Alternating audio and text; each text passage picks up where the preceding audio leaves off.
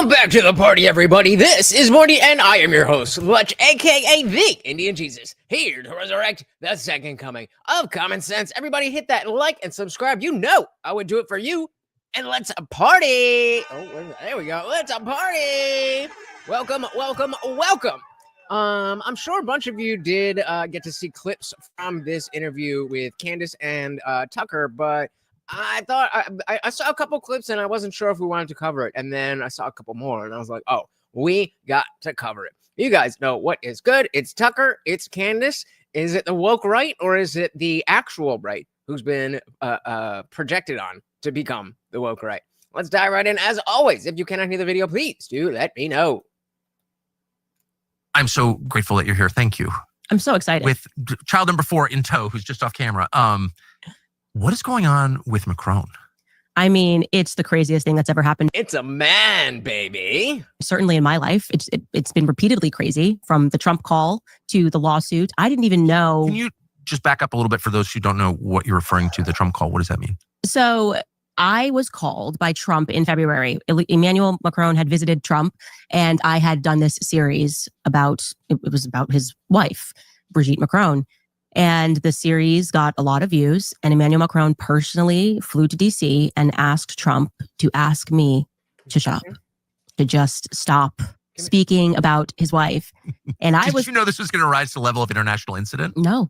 And it's actually making me go back, and historically I'm thinking, you know, all the times we were told that a war ended because of this or because of that. If this was one element of negotiation of Emmanuel Macron to Trump, and the topic of why he was, you know, ostensibly there was to discuss the end of the Ukrainian and Russian war, but you're taking Trump aside and you're asking him to shut up this podcaster in the US. I'm wondering if anything that we're told in our history books is real. So that is exactly right. I have wondered the same. That is just absolutely amazing. Mm-hmm. All right. Shout out to Tucker. Shout out to Candace. And shout out to all of you. Please do hit that like button and subscribe if you are new. We are live every Monday, Wednesday, Friday, 8 p.m. Eastern. So he's a viewer. We know that. He is a viewer, him and his wife and their entire entourage. They watch every minute of my show. Trump certainly didn't. I know Trump, I think, stays much more in the mainstream media. Yes. In terms of watching what he watches. But he must have been completely confused. He sounded very confused. He said he was very confused when the leader of France took him aside. Of a nuclear-armed country. Mm-hmm, during negotiations for Ukraine and Russia to inquire about whether or not he knew Candace Owens. And clearly it was an emergency, because it wasn't like Trump called me 2 days after or a week after. It wasn't like a side conversation that, oh, let's take care of that. I was messaged by the intermediary hours after Macron left, maybe even an hour after Macron had left. Well, that's what I call an emergency. A government getting things done within an hour proves to be an emergency. And said, like, we need to get on the phone with you. The President of the United States. Well, first, the person said, somebody very close to the President of the United States is asking me to ask you to stop talking about Brigitte's penis. And this is the truth. That is a great sentence. That is a great sentence. Oh my goodness. Well, first, the person said, somebody very close to the President of the United States is asking me to ask you to stop talking about Brigitte's penis. And this is the true face of diplomacy. I love it. True face of diplomacy. And I laughed because I said, okay, no, bye. This seems ridiculous. I kind of questioned whether or not it was even true, but I liked the person who called me very much. And I thought maybe I was being a bit short there because I'm 9 months pregnant, and I was at the time, I think 5 or 6 months pregnant. And I tend to get short the more pregnant I become. And so I called him back and I just said, can you explain to me what's really going on? And that individual told me that it was presented to him as a condition of ending the Russian-Ukrainian war. Like, this was something that he brought up in the midst of these negotiations. That's how it was presented to me from a third-party person. And then I was just completely floored. And I just took a second, looked at my husband, and the first thing we said to one another is, no one will ever believe us. Like, this is beyond. I believe you. I don't believe that you know for sure, but I believe you're on to something. And the fact that the government is going to sue you makes me believe you even more. On the realm of things that could be plausible. They're going to think I'm making this up and I'm lying. And even when I did eventually tell the story months later, people were like, there's no way that this could have happened. And until Trump didn't deny it. And then, of course, Emmanuel Macron is now suing me. And he included, as part of the lawsuit, he referred to that phone call and how he believes that presenting it as an element of the Ukraine-Russian war was wrong. Like, he was like, and so he's nitpicking there. But So I'm actually surprised that if we look at Occam's razor and the conclusion with the least amount of assumptions tends to be the correct one. They could just show a picture of Brigitte, whatever the hell her name is, this girl, and this would all go away.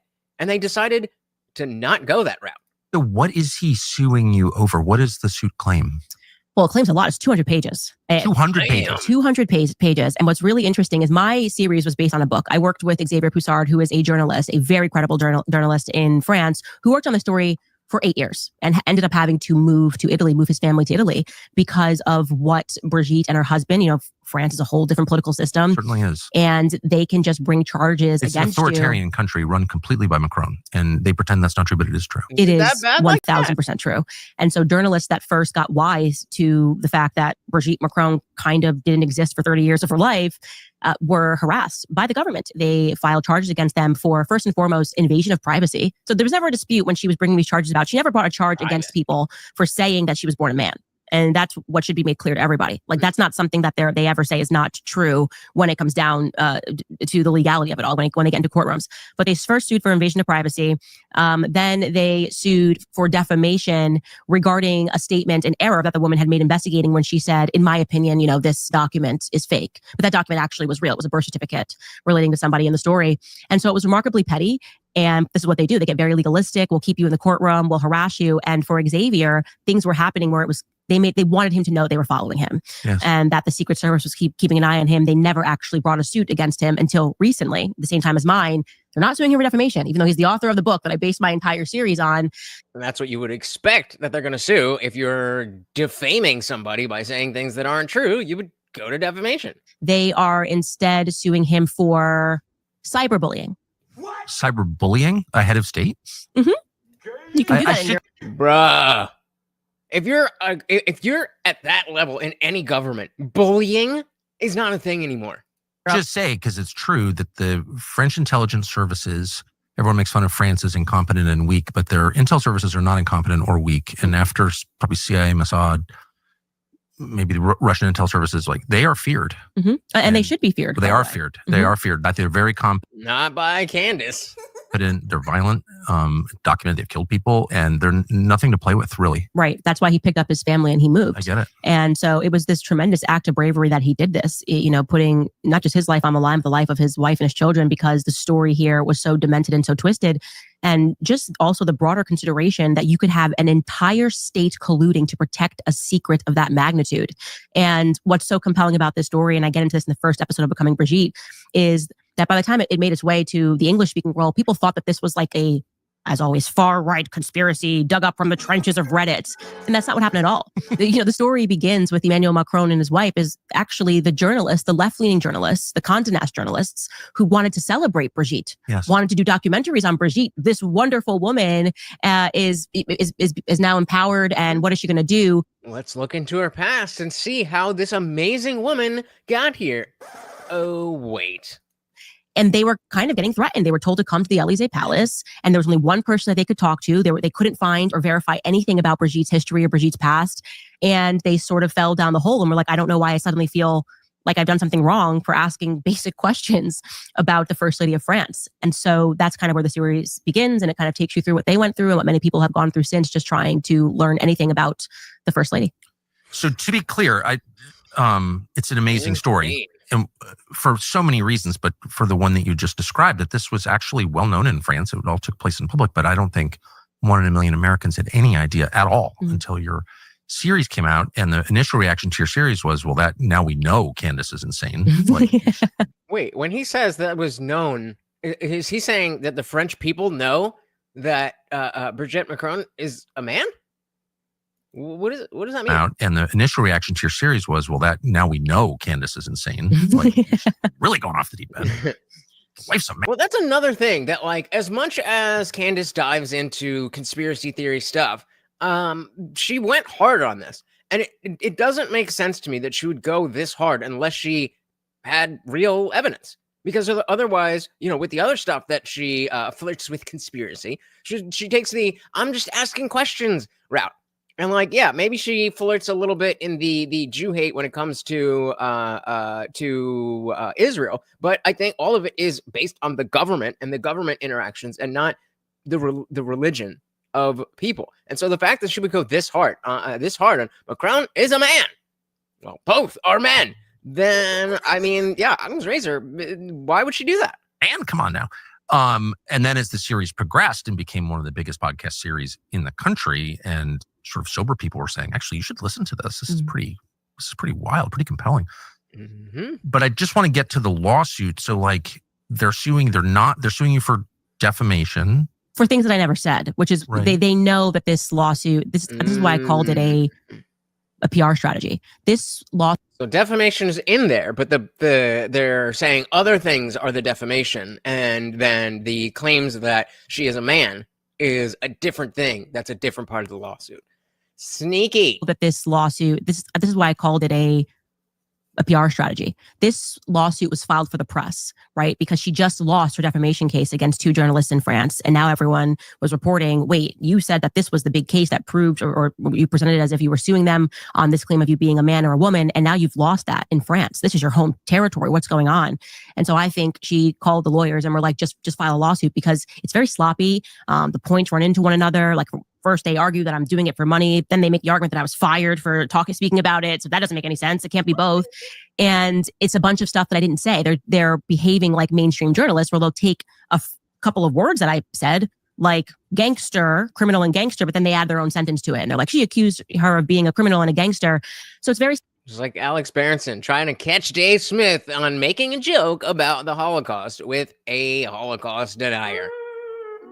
That's the joke. Sloppy. And what they're doing is they're just biding their time. They don't want the world to look, which this was a very bad mistake, a very bad way to go about it, but they want the world to believe that she has a claim against me, that we're suing, therefore, because this podcaster lied. But it's way too late. I mean, it truly, it's everyone is aware of what's happened. This only made the series go viral. Now it's going viral in Asia.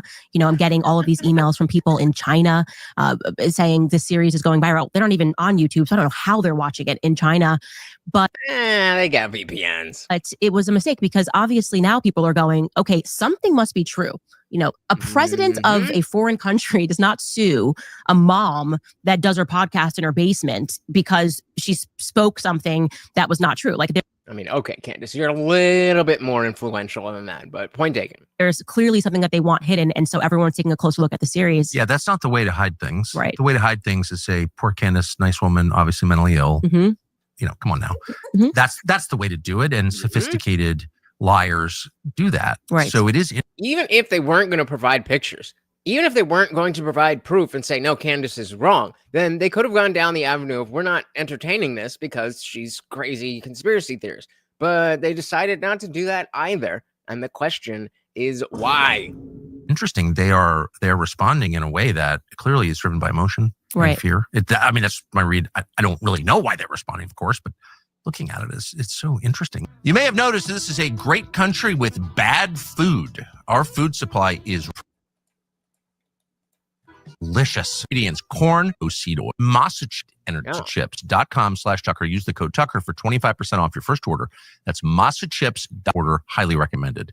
And there is something also that the way that they're going about this, going after the journalists, thinking that America is the same sort of a beast as France is, and that, well, we have said that you can't ask us any questions, we'll sue you for cyberbullying. There is something... Cyberbullying, whatever. It's America, Jack. Yeah, don't hold up. Or whatever the claims are here. But there is something about it where once you really arrive at a truth, what I find the reaction is, for the people that are incensed by the fact that you're presenting that truth, is I'll impoverish you. Yeah. And I've seen this over and over again. It's like, okay, she told the truth, but our response to that is going to be demands that she get fired, right? She should lose her livelihood for speaking the truth. And again, bringing it back to Alex Berenstein with Dave Smith, that was his exact issue with the fact that he was trying to ruin him. It's not just trying to say, I think you're wrong about this. You're trying to smear his name so that people don't trust him, and his credibility goes out the window. And that is how he feeds his family. She should lose. And that's why Jake Tapper, I don't know if you've seen it, you probably haven't because it's Jake Tapper, but he sits down with Tom Clare, who is a lawyer on this case. And Jake Tapper is doing the absolute most to make this just the easiest interview for Tom Claire. He's sitting across from him and he's like, she's deranged and she's crazy and she's a conspiracy theorist. So much so. Jake Tapper said that. Jake Tapper, but so much so that people in That's surprising to you, Tucker? the comments were like, now I want to watch the series. His own viewers thought this was just so over the top. But then he turns to Tom Claire and he asks him like a basic question. He's like, what evidence did you present to her that Brigitte's a man? And Tom Claire can't answer the question. He's like, there was you can read the claims. It's extensive. And, we told her that she was a woman. They never presented any evidence. We went to them before we published the series. We were in touch with Tom Claire, of Claire and Locke. We sent them a list of questions. We said, look, we won't even do this series if you answer these basic circle yes or no questions. What? That's it. Show me a picture of this person as a girl, and this is all over. Was Brigitte Macron, the first lady, born a woman? I mean, that basic of questions. Did she ever live as a person named Veronique? Before the transition, temporarily, Brigitte lived as a person named Veronique. They refused to answer these yes or no questions. Wow. So it's not just they wouldn't provide the pictures and records and stuff, but they won't even answer questions. Obviously, if you're going to prove actual malice, you have to present to the court, which is it's obviously a very high bar that's been set, which I don't necessarily even agree with that bar, by the way, New York Times versus Sullivan set. But obviously, you have to prove that I acted. I knew the truth and I acted. That's exactly right. I was desperate to get to the truth and said I would stop doing this series. We also offered for me to get on a plane and fly to France to interview to get Brigitte's side of this. I want to make sure I'm not. And they were just like, nope. But you're so wrong. Trust me, bro. Colored by having read Becoming Brigitte and reading the series, there could be another side. And it was essentially a big FU and said, Tom Claire comes back. She doesn't have to answer your question. That doesn't have to prove to you. So they retained Tom Claire and Libby Locke then, or Tom Claire. So Tom Claire and Libby Locke are married, second marriage for him. But I know them. And they have a law firm, I believe, in suburban DC and Virginia, and that specializes in making people shut up through intimidation. They tried it with me, and in a really brutal, cruel way, I would say, to try and just scare you into shutting up. So that itself, I don't think anyone regards Tom Claire as a good lawyer at all. But certainly, his behavior is designed to intimidate you. So the fact that they hired them at the outset, that's the behavior of someone who just wants to scare you into shutting up.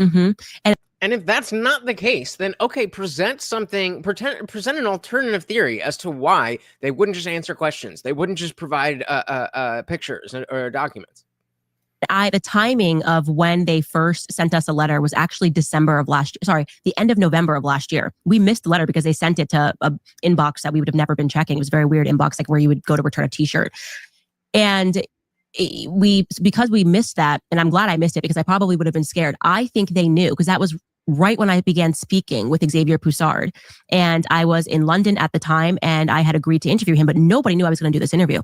So what made them suddenly send this intimidating letter? And Tom Claire sent it? Tom Claire sent it. They'd already retained him. They had retained him and he sent a letter. And I think that they were monitoring Xavier Poussard. I think they were monitoring either his communications or monitoring him. How else would they have known? That he was flying to London to sit down and do an interview with me. And so if that's starting, then it's like, okay, we know where this leads. Which makes you look even more guilty. Sent it just a week before I sat down with him. Well, keep in mind, the subject of your story controls some of the most competent intel services in the world. Correct. As a head of state, there are no rules at all. Which is enough to make you a little uncomfortable if you think about it. Yeah. And the fact that they would hire those two lawyers, by the way, his wife, Libby Locke, is Bill Ackman's lawyer, who Ackman uses to make people shut up. Interesting. By sending hysterical letters, screechy letters, threatening to destroy you if you keep talking about the client. I mean, it's really thuggish. Let's just go through, but can we just go through chronologically how this unfolded? So at the core of the story is the allegation that Brigitte Macron is not who she says she is, and that would include her sex, is not what she says it is. Correct. That she was born a man named Jean-Michel Trogneau. And I'm Jean-Michel Trogneau. Where, if you have not watched the series, that sounds crazy because that was me when I first saw the headline. Yes. No. I mean, I was alerted to it by the Daily Mail. I thought it was such a crazy, insane headline, but it was the Daily Mail had published an article saying that with a video of Emmanuel Macron denying claims his wife was a man. And I just thought that's really funny. Like, what could possibly be going on in France that the president has to deny a claim that his wife's a man? But something that caught my eye was just, as I was reading this article, they made no effort to debunk it. Like, it was sort of like, it was that typical CNN, New York Times, so it's so crazy. It's like, okay, but if it's so crazy, just, post some photos of her. Obviously, she's got 3 kids. It's going to be tons of photos of her raising her children. was nothing. Being pregnant, that would be a good one. They had one solitary photo. And when you look at the photo, it was very obvious. And this is before I got into the details, that she looks a lot more like the little boy that's on the left than she does who they were trying to purport was the little girl that was sitting on the family member's lap. And so I got into it kind of very organically. I was like, this is weird. Like, what's going on in France that the president has to make a comment on the situation? And then I found a website where it explained it. And I instantly realized there is something here. Like, you don't have any photos of yourself for 30 years of your life. And the weird, as some might say. 2 photos that you've given have been given to the public from a woman who has quite literally been charged with forging documents. She's a thug. Mimi Marchand, they had to eventually get rid of her. Forging documents, thuggery, things of that nature, of a criminal nature. She's the only one. Everyone's going to go through her to get any information about your past. This is so strange. It's so kooky that you wouldn't just, the defense of this is just, hey, could you show us any pictures of your living for these 30 years? You had allegedly 3 children. Did you guys take any photos while you were raising them? Maybe when you were in the hospital? No, Tucker. There's nothing there. And that would be weird if it was a normal person. These are heads of state. This is the first lady of France. No pictures. There was no press done about anything. Weird. It's an amazing allegation, a stunning allegation, a bewildering allegation. But I think the legal and the moral question is, did you give an opportunity? Did you give the prime minister and his wife an opportunity, the Macrons, the opportunity to respond to the allegation before the series ran? So that's my question. Weeks to respond. In what way did you do that? Did you call them? Did you? Via Tom Clare, was their lawyer. So they kind of made a mistake. They messaged us first to kind of intimidate us and say, hey, if you're going to talk about this, you're going to be in a world of trouble. So this is something you definitely should not look any deeper into. They kind of made a mistake. They messaged us first to kind of intimidate us and say, you're working on this thing, or you're talking, Did they say how they knew you were working on it? I am not clear, because what was interesting is talking about French intelligence. In that first letter, they included claims of what I said while I was working at the Daily Wire. That was the previous March. So you're responding to something that I said in March. We're now in December. So what triggered you?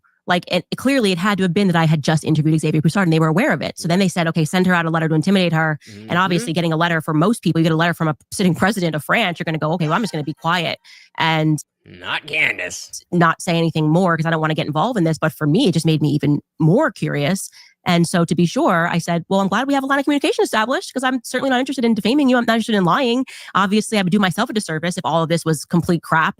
And it turned out that I had been peddling it. So here. Right. And that's kind of what I meant before about, if it is the case that she's going to put forth and go so hard on this story and she is just completely wrong, because this isn't the kind of thing where you can be kind of right, but you're either right or you're wrong.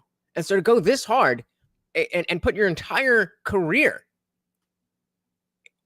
it's convincing. It doesn't mean that the facts of the case are necessarily any more or less true.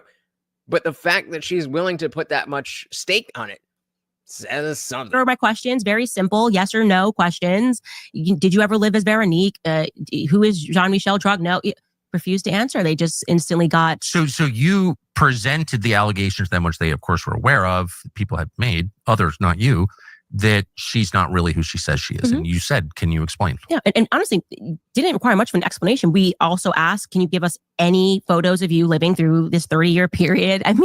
Pretty easy stuff. If you're actually concerned and you're going to pretend you're so traumatized and defamed because of this story, I would have been like, yeah, of course, here I am. Here's me in middle school. Here's me on a cheerleading team. Here's me the first day I held my first son. Here's me. Not difficult. It's such an easy thing to debunk that it requires the suspension of common sense to believe that this is a conspiracy theory, because it's just. You guys know we are here to resurrect the second coming of common sense. It's so easy to debunk, and yet they refuse to do it. And they're being extremely petty and going after every single person that speaks about it. Now, have they ever provided that evidence to anybody? No, that's the point. They haven't. To this day. They would have never had to sue anybody, because everyone would have then laughed at them. If someone was working on a story saying that I lived as a man for 30 years, I don't need to lawyer up. I want you to publish that story so that I can then come out and say, this person is a psychopath. Clearly, here is the... Or at the very least, they're defaming me. Now give me some money. Trove of me growing up with my sisters. Here's my middle school yearbook. To the contrary, even when Xavier Poussard, because he has been worked on this for 10 years and therefore filing paperwork with the government to get pictures, Jean-Michel Trogneau has a military file. He also filed to get Brigitte's school yearbook, where she allegedly has a picture, and he won that case and then took it to Sacré-Cœur, which is Sacred Heart, and they said, we're not releasing it. I don't care if you won the case. We're refusing to release this to you. So in every regard, something that would be able to dispel this rumor, even her children, where are your kids in this? If that's my mom. Yup. If that's my mom, I'm like, hey, yo, I ain't about that. Don't talk about my mama like that. Shout out to CT223. Is the chat finally waking up? What is good? What is good? Big Mike is next. I wouldn't be surprised. I would not be surprised. When I first heard rumors of Big Mike, I, just like everybody else, I kind of pushed it to the side. But the more you look, I'm not saying there's any incontrovertible proof, but it seems like this could be the same thing. Welcome to the party, brother. Something that would be able to dispel this rumor, even her children, where are your kids in this? If that's my mom and she's so attacked and it's so horrifying that she's got to put, my dad, stepdad on a plane to go speak to the president of the United States, way before then, I would have released pictures of me and my mom. Her kids are all adults. I would have said, here's me and my mom growing up on my first birthday, my second birthday. Please, everyone, leave her alone. Nothing. They won't do it. It's bonkers. Have the kids spoken in public? Only one child has ever spoken, called the rumors crazy and upsetting, and that's her youngest daughter, Tafan. And I have a theory about why that is, but that's probably because she Brigitte was already Brigitte by the time that girl was around. Again, there's no evidence to supply. Tafan won't go under oath. Tafan won't speak. Tafan won't say, "Oh no, this is." She just says it's very hurtful and it's not true. And okay, Tafan, well, you have the power to dispel this by just releasing some photos of you growing up. You're a 40-year-old lawyer. It's pretty simple to release some photos of you as a kid with your mom, and they won't do it. Here's a revealing and unpleasant open arms, and it was in a time I believe this, and it's delicious. So it sounds like from what you've said, you don't believe this case was even designed to go forward. No. They're not planning on a courtroom showdown here. No. And there's no way. By the way, I engaged with Libby Locke and Tom Clare a long time ago about defamation, and they told me not to go after it because the bar was so high. And I had a very clear case where someone told a blatant lie about me, which we happily countered right away. You've dealt with them before. Yeah. Oh. Yeah, and exactly. See, this is a perfect to the T example of the Streisand effect. That I don't even know why. I don't know why that's what it's called. But when you want to hide something and the act of hiding it then brings more attention to it. I mean, like Tucker said before, should have just dismissed it as, oh, Candace is some conspiracy theory right-winger and we don't have to, even engage with that kind of thing. And then what are you going to do there? I mean, Candace would have kept digging, but oh, I have emails from, this is the funny part, I have emails from them. I love you, adore you, watch your show. They're totally soulless, both of them. Yeah, clearly. Yes. The motive here is money, which is fine if that's what you want your legacy to be, because at the core of this case, which most people should be speaking about, is their defense here is I am admitting, which they've never done before, they're now admitting that Emmanuel Macron was only 14 when they met, when he was in that play. 15, she says, whenever this affair happened. And in my suit, they admit that Emmanuel Macron's parents took him away from the school because of this relationship. Do you understand how you can't keep love apart? You cannot keep love apart. How the audacity of, I'm a creep, I macked on a student at best, and I have the audacity to file this lawsuit. I mean, what is going on in France that you would so willfully put that in a lawsuit, which, by the way, debunks their earlier claims. When he was first running, the press said he was 17. Then when Xavier Poussard proved that wasn't true, then suddenly we're saying he was 16. Now we've got them writing that he was 15. But the truth is that Emmanuel Macron was 14, and they can't go back on that truth because she has... Isn't that child molestation? There we go. Yep. It's another big thing happening here. She's desperate now to keep it at 15, Brigitte wants to keep it at 15. No, he was 14 when he was in that play that she says that she watched him in. And as you know, 14-year-old boys, I guess as a 40-year-old woman, you would just be so swept away by a 14-year-old child on stage. He was in this play. I'm forgetting the name of it. It's a French name, Mila Kundera's play. And that's when she alleges that she saw him and he just was ahead of his time, a savant, so brilliant in his demonstration, his ability to act that bullshit. And he's a little kid. He's a child. He's a child and a little boy. And you're in your 40s. This is a very creepy, sadistic story. And the more that you learn how much the press lied about that earlier story, I mean, even the press in the beginning, when he was running, even said that Brigitte Macron was this like irresistibly hot teacher. Like they kept comparing her to Claudia Schiffer. Okay, well, let's see the pictures then. And then when Xavier and these journalists got documents and like, you know, pictorial evidence of what Brigitte looked like at that time. Oh, that was after. That was when Brigitte was already Brigitte. Okay. She looked like a man in the middle of a transition, you know? And so even that, I mean, the way the press lied to sell this creepy relationship is something that should concern everyone, whether you believe she's a man or not. What you have is a couple that is willfully getting away with, at best, like molestation, sexual perversion, grooming, deviance, and he runs the country. This is not some random guy. Exactly. Oh, that's... Yeah. And that's not in dispute. No, that's not. It was in dispute because they tried to at first say that he was 17. Now she's saying 15. The truth is Emmanuel Macron was 14. I'll just go with... And there's a conversation to be had about how every 70s rock star has a story about hooking up with 15-year-olds when they were 30 and how that's not good. But there is something to be said about how that was more normalized than it was now. And so if that was the big deal, then you would think that they would point to things like that and just try to explain it away instead of completely just hunkering down and not saying anything at all. 15 and say that's wrong. Yeah, right. Do we even need to? And well, I mean, 15. I mean, that's a whole different thing. And well, I would assume the laws in France. What's the what is the age of consent in France? 15 years old. Did it make a sense? That was the comments under Jake Tapper's interview with Tom Clare. People, and this is the left, this is his show, were outraged. They were going, how could you defend this? I asked the question to Tom Clare on my show as I unpacked all of the child molestation that surrounds them. It's an entire orbit of people who have been found guilty and have openly admitted to molesting their children. These are their friends, okay? That's why she's angry, because I'm like, it's not just them. It's this guy, this guy, this guy. He funded the campaign, then had to come out and say, yes, I molested my stepson, and the stepdaughter wrote a book about it. A person admitted to that. And these are friends of the Macrons? Oh yeah, their current lawyer, okay, who was the finance minister. Brigitte handpicked him to be the finance minister of France. His name is Eric Dupond-Moretti. This was my episode 2 days ago. Of course, because everyone in their orbit just, I don't know, has an interesting pedophilia story. Do you have any friends who are pedophiles? None. They just can't stop finding friends that are somehow involved in these crazy pedophilia scandals. And Eric Dupond-Moretti made... How does it always happen? At a certain point, you have to wonder if it's a coincidence or a clear correlation. She said it feels weirder considering they had a long-term relationship after. She basically stole his youth, then it seems like groomed him to become a political leader. That's the story. Yep. Friends that are somehow involved in these crazy pedophilia scandals. And Eric Dupond-Moretti made a name for himself as the lawyer that comes in on behalf of the offending.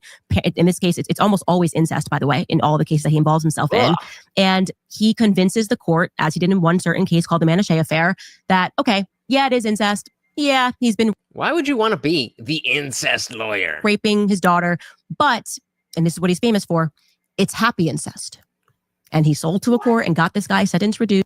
Oh, hell no. It's happy incest? No. What he's famous for, it's happy incest.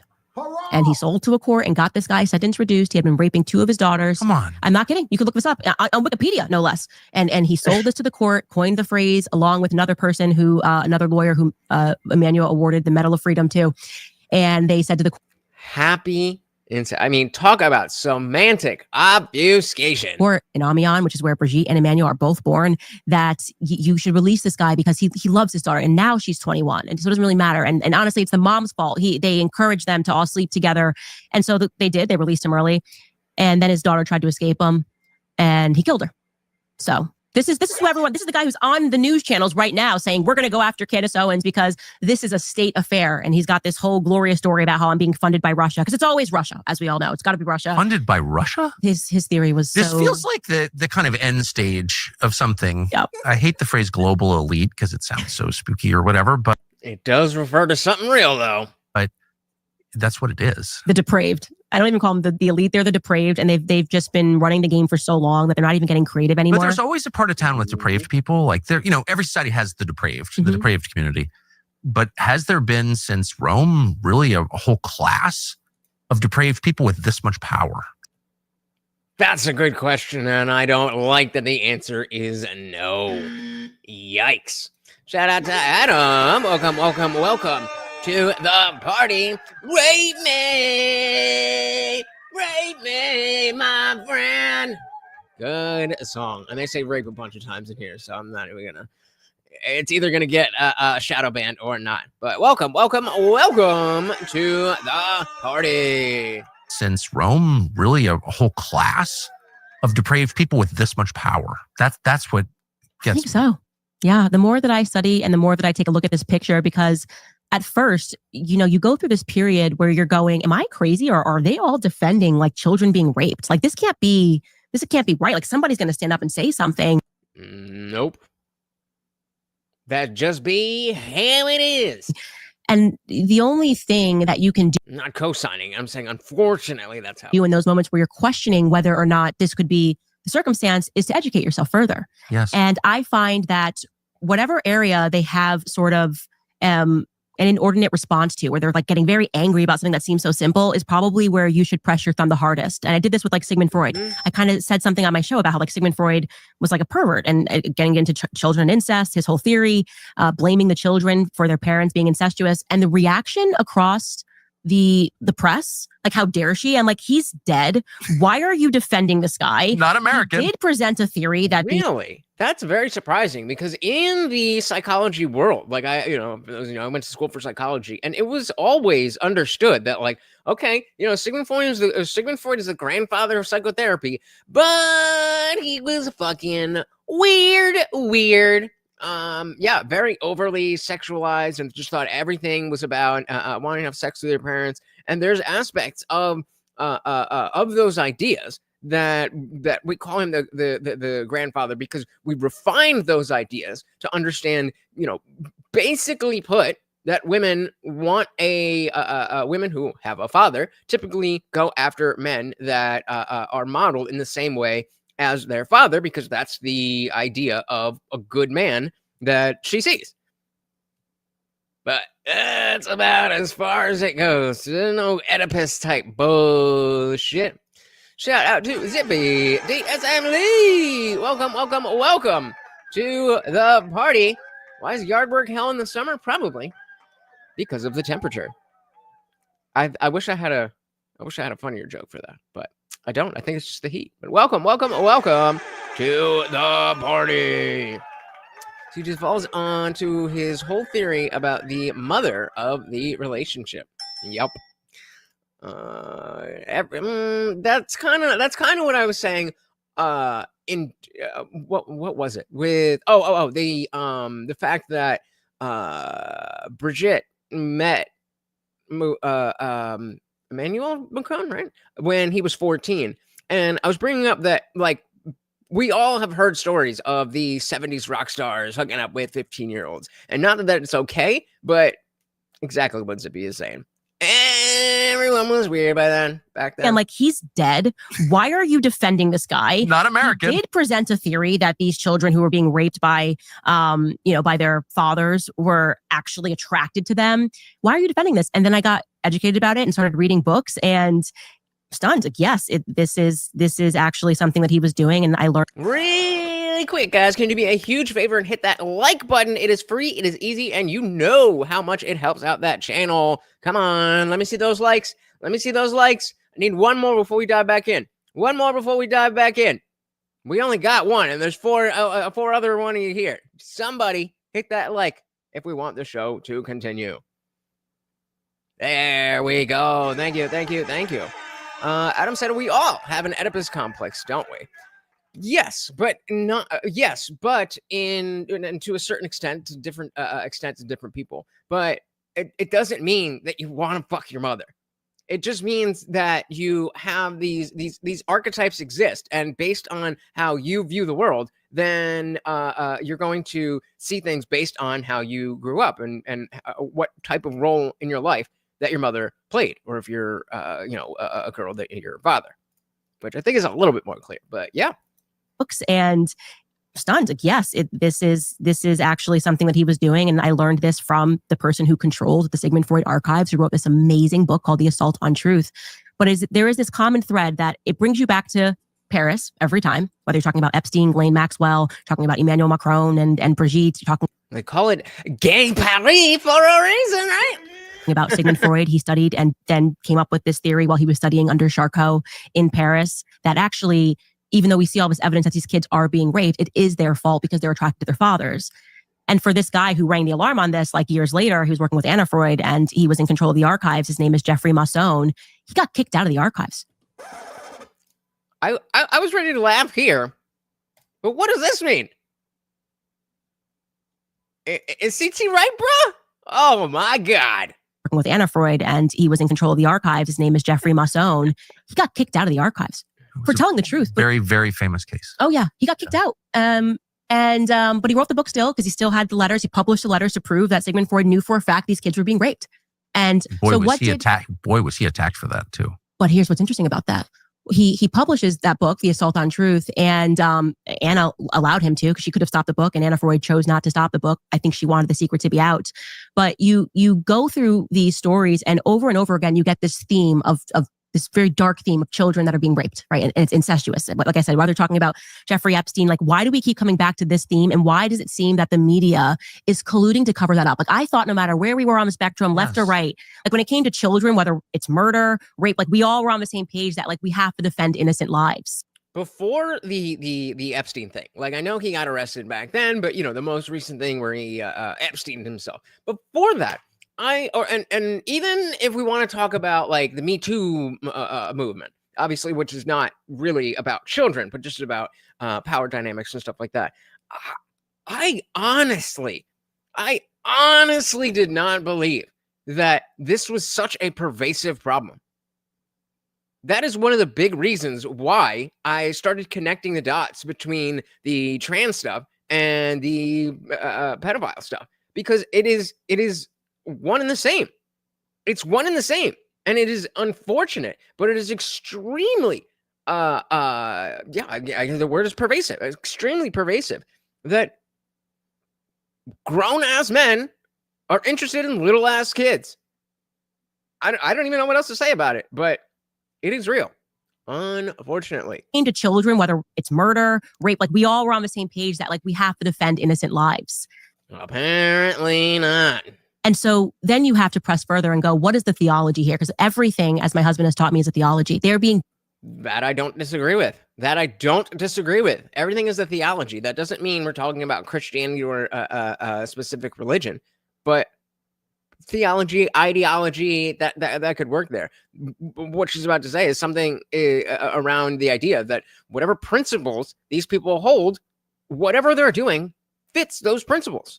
Then you have to press further and go, what is the theology here? Because everything, as my husband has taught me, is a theology. They're being guided by a theology. And while the rest of the world is being driven towards either being agnostic or being outwardly atheistic, I think the people that are in control are being pulled by... Oh, they're not atheists. They're not atheists at all. Oh, I couldn't agree more. It's interesting. One of my smarter children said to me today, actually, said child molestation is the only crime with no justification. Mm. Only crime with no justification. What do you... Okay, And I had never thought of it that way. And it's like murder, of course, murder's wrong. Of course, there's plenty of circumstances where I can imagine committing murder, going to hell for it. But I mean, I can imagine, getting so mad that I shoot somebody or, you know what I mean? Oh, meaning there's no circumstance where it makes sense that even if it's still wrong, it makes sense. Completely agreed. I mean, no, yeah, I agree. I agree. I just want to take a look. Obviously, we can't. We're not gonna be able to cover the whole thing here. All right, let's see where we're going with a little bit more with this, and then we'll jump back to some Macron stuff, and we're gonna get into Nick Fuentes stealing, lying, but it's not possible to imagine a justification for molesting a child, for being sexual with a child, and it's also not possible to imagine for all the sins that I can imagine committing in a certain circumstance. Like, that's just, I can't even get my head around it. That's just not appealing in any way. Like, well, here is the. You guys aren't going to like this. So here is the talking about psychology, the aspect of this that religion is, or I'll say more specifically Christianity, doesn't really address, because at some level, pedophilia is a process of the brain, and in no circumstances is it okay. Let me be very clear about that. In no circumstances is pedophilia or anything like that okay. But what I'm trying to get at here is there's exactly what Candace just said. There's a reason that people are wired that way. And it's typically not a choice. And so if it's not a choice and people still end up that way, then it means it's something happening to people. And again, that doesn't make it okay.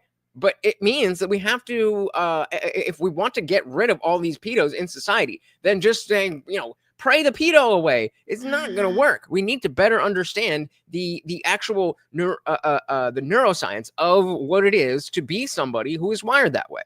You'd never even and with religion, it's just like, no, that's bad.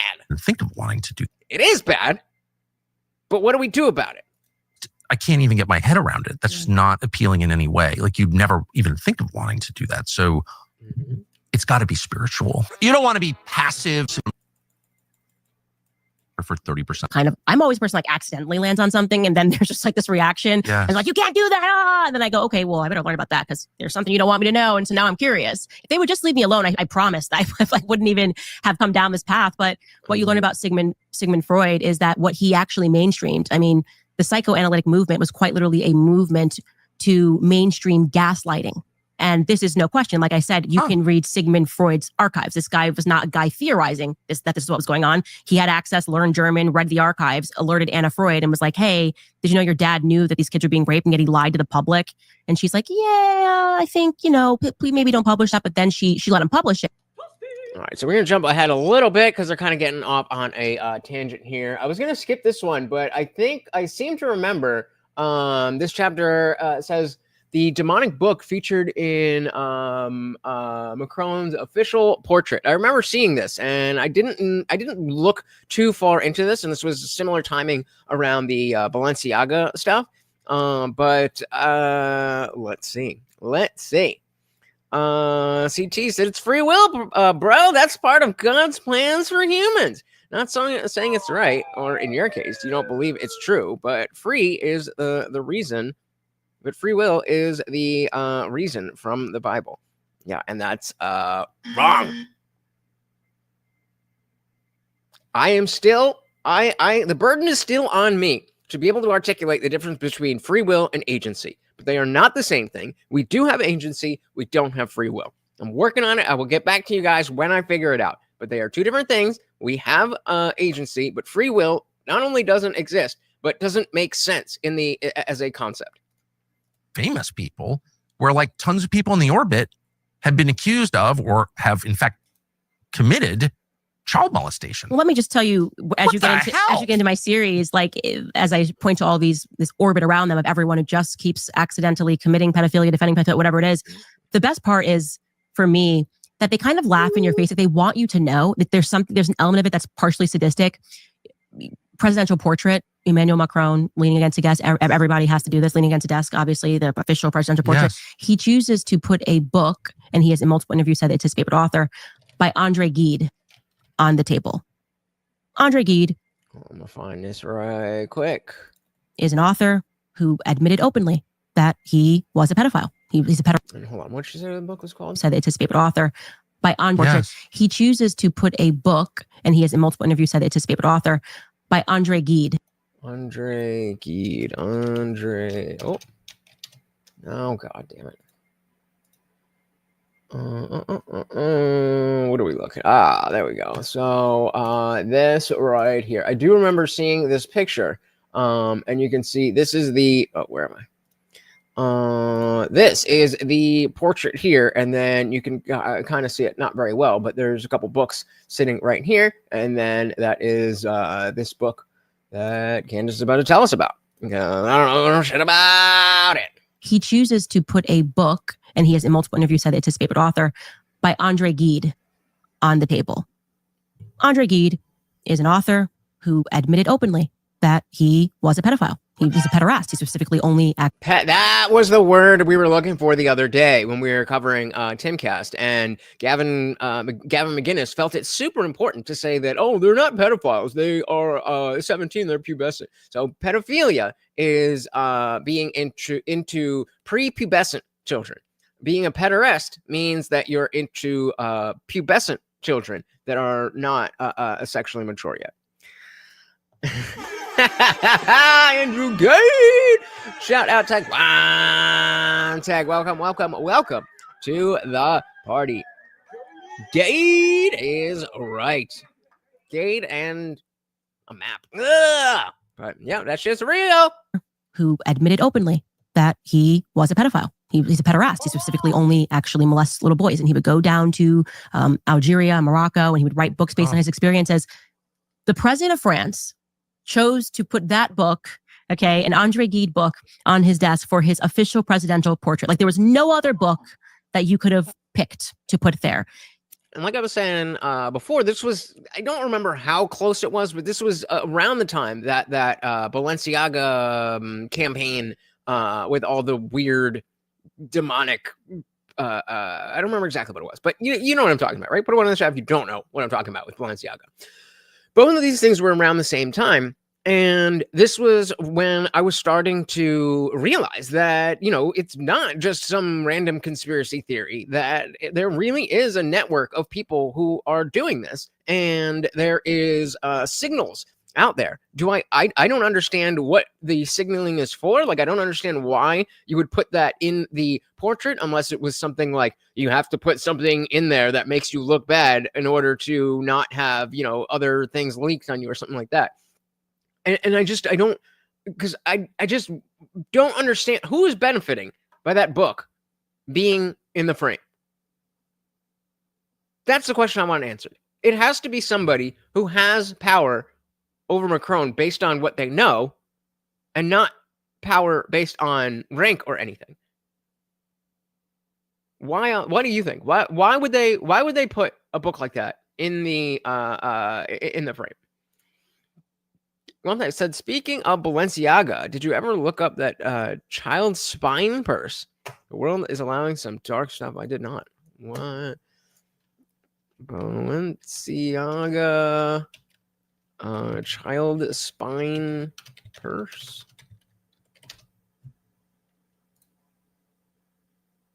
What?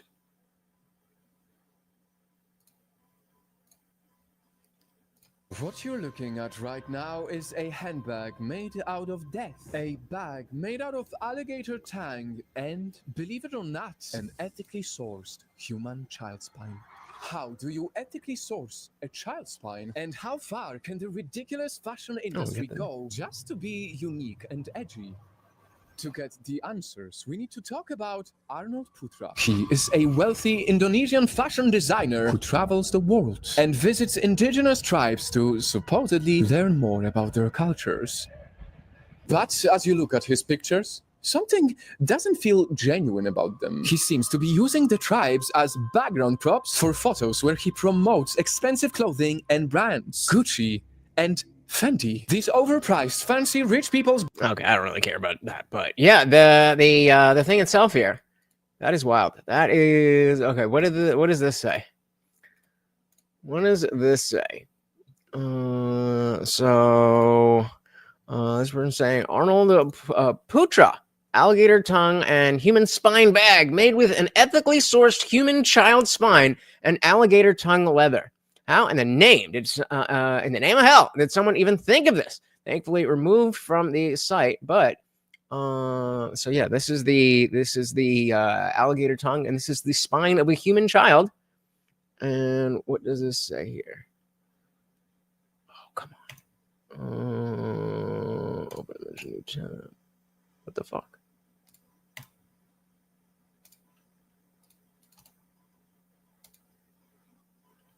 Oh, that's fine. Okay. So it says the alligator tongue and human spine bag is an ethically sourced and crafted in multiple panel construction with emphasis on protruding scar stitching, lacing the outer construction of the bag. Each wearer is encouraged to sculpt a form of his or own sentiment. What the fuck? And how much is it? How much is it? That's fucking crazy. 40 over 4. Come on, this thing. $4,000, and that's euros. So I mean, do the math. Yikes on a bike. That is insane. Yeah,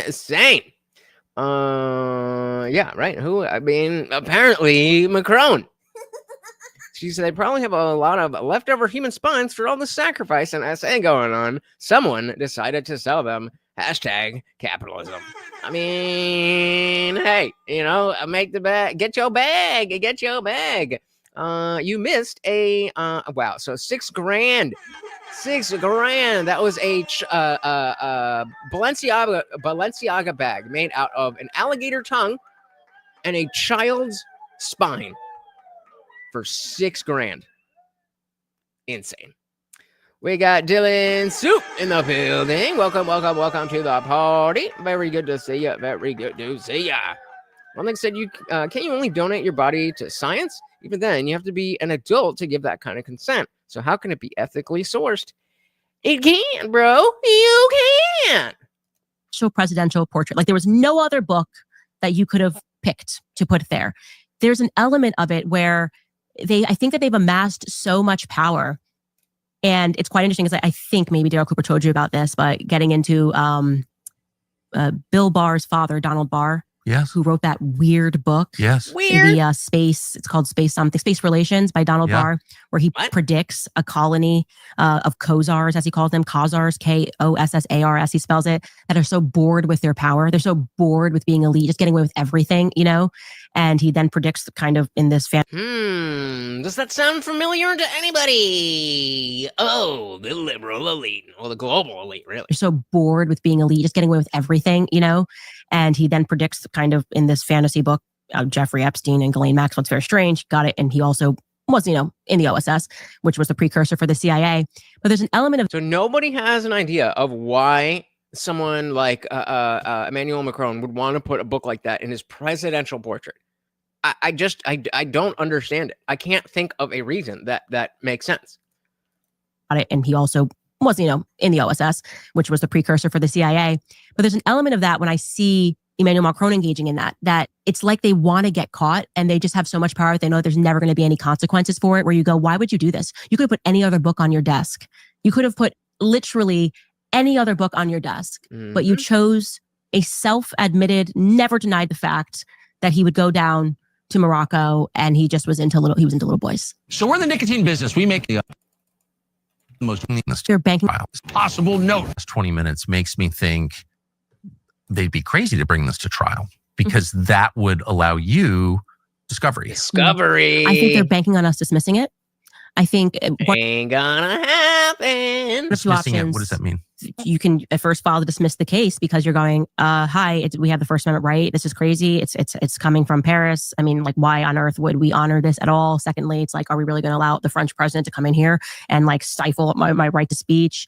And typically in a normal scenario, a judge would dismiss this case because it's completely crazy. And we can obviously then produce the evidence that we asked them these questions and they chose not to reply to them for whatever reason. I think they want us to dismiss it. And again, I'm guessing just so they can say, oh, well, we tried. But, America has its own beast and they have actual malice. Yeah, too bad you can't just lock up your political opponents because you have the power. they are going to pretend that Brigitte died from grief. I don't know. Because clearly they're not going to go through Discovery, right? If you were going to go through Discovery, you would have just published pictures a long time ago and prevent all the rumors, right? Because then you're going to have to give me proof of this 30-year period where you just kind of. So you're not going to try to have the case dismissed? I certainly. Oh, hell. Bro, we taking this all the way. If for no other reason that she could make so much money just covering what's going on with this, why would you ever dismiss it? The only way, talking about all this, blackmail and weird stuff like that, the only way would be if there was something to blackmail her with. And I don't think she'd be going this hard if she had those skeletons in the closet. She might have a Balenciaga bag, but, CD said probably an ode to his global elite circles that he is down to play ball. That seems to be the most plausible thing, but it depends on such a huge, what's the word? I don't even know. A huge thing that we have to accept that there are these global elite circles that want him to do that, and that world leaders do in fact have to buy into this shit. Now I believe it, but like I said before, Epstein, I just didn't believe that was a real thing. Obviously, I knew that pedophiles and stuff existed, but I didn't think it was this organized. Well, said he wanted to learn how colonial mindset affected Morocco and to understand to stop it from happening for research purposes. He was reading it for a friend. Proof of this 30-year period where you just kind of. So you're not going to try to have the case dismissed? I certainly do not want to have the case dismissed. Amazing. Yeah, I've never so heard that. we're having. Why do I feel like you guys are lying in the poll? The poll reads, does Kendra fell in love with her therapist mean anything to you? And 60% of you said yes. And I don't believe you. What does it mean? What am I referring to? We're having these discussions. Guys, I just want to linger on this for a moment, having been around a lot of lawsuits. I've never heard anybody sued, particularly they're spending a lot of money on this because Tom Clare and his wife have big expenses and I think they charge a lot. I've never heard anybody say, I don't want a well-funded case. What do you mean you don't understand what it means? It means, Kendra fell in love with her therapist. Does that mean anything to you as a reference? Or is it just the words Kendra fell in love with her? If it doesn't mean anything outside of that, then it would be no. If it means something outside of that, that would be yes. That's what the word means. So that would be a no. So if it doesn't already mean something to you, then that would be a no. Against me to be dismissed. It's how I feel. And the reason that I feel that way truly, Tucker, is because this is so much bigger. And we're having those discussions. We've spoken to the lawyer. We want it moved to Tennessee. They filed in Delaware. What's happening here is so much bigger and so much more important for the world. Delaware, really? Yeah, which is interesting. Hunter kind of notoriously said, nobody here knows what that is. We control the courts in Delaware. But Fox News found out. Absurd case against Fox News. But you do understand it. If I said, does Morty mean anything to you? Would you be unable to answer that question?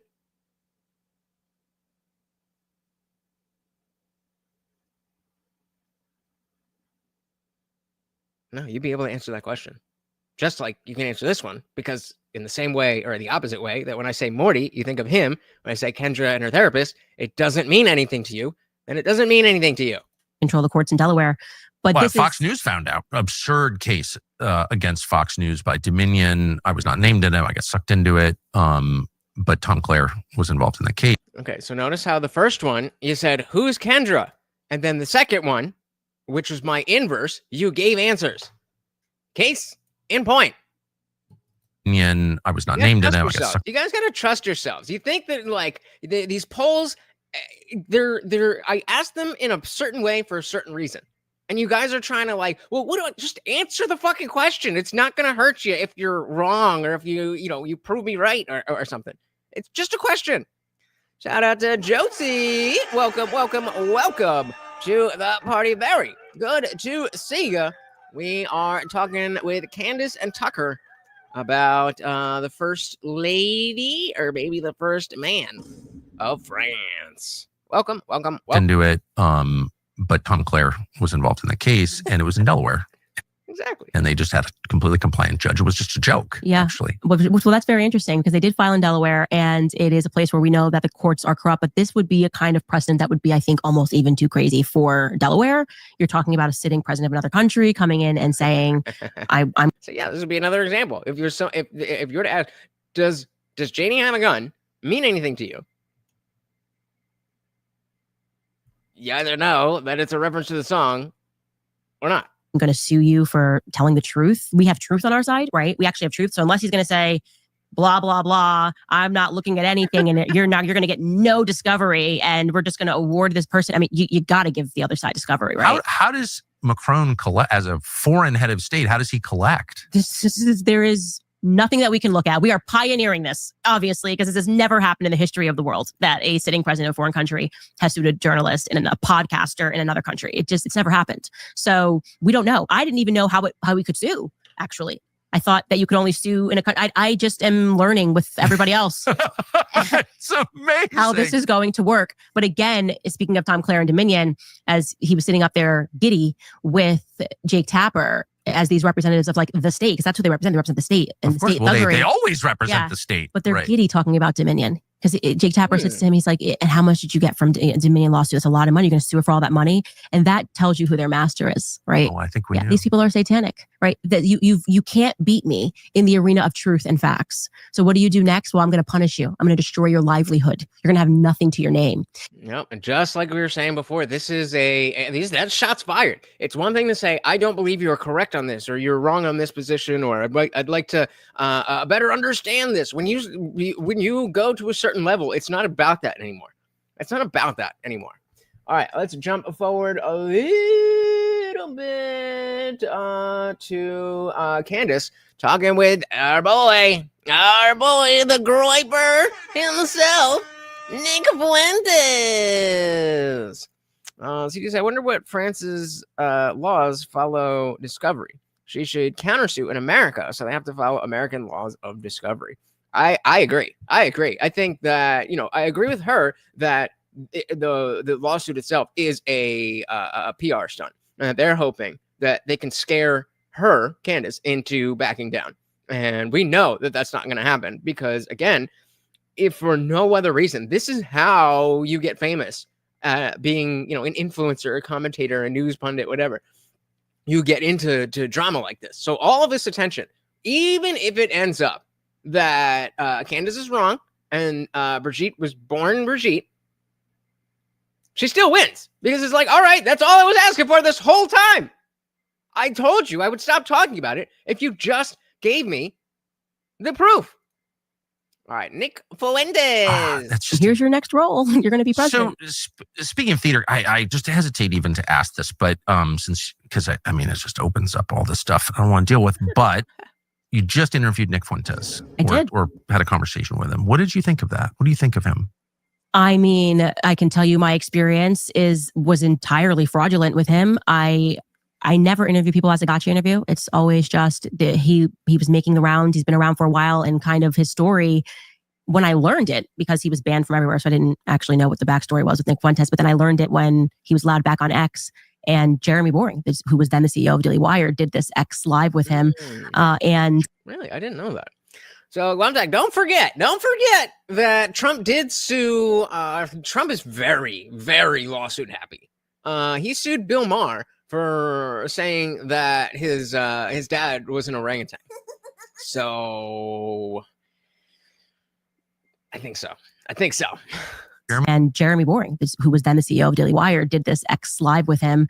And Jeremy Boring did an event with Nick Fuentes? It was weird. Everything was weird about what happened, but it happened. And Nick told his story, and I was listening in, and said essentially that he was canceled because he started asking questions about Israel. Cool. He was 18 years old, and he alleged that it was, very much the fault of the Daily Wire or whatever he said. And I found it very interesting. And I was like, oh, I actually didn't know this was the backstory. Maybe this really is a person who had, just ahead of everybody else, was questioning Israel and had like a bad hand given to him. So I had him on the show, welcomed him into my home, and he was very nice. We told him we're going to cut a controversial trailer. We're going to show you like these clips of you talking trash about me, and you can talk about whatever you want for as long as you want. Ask any questions you want to ask. It went great. He left.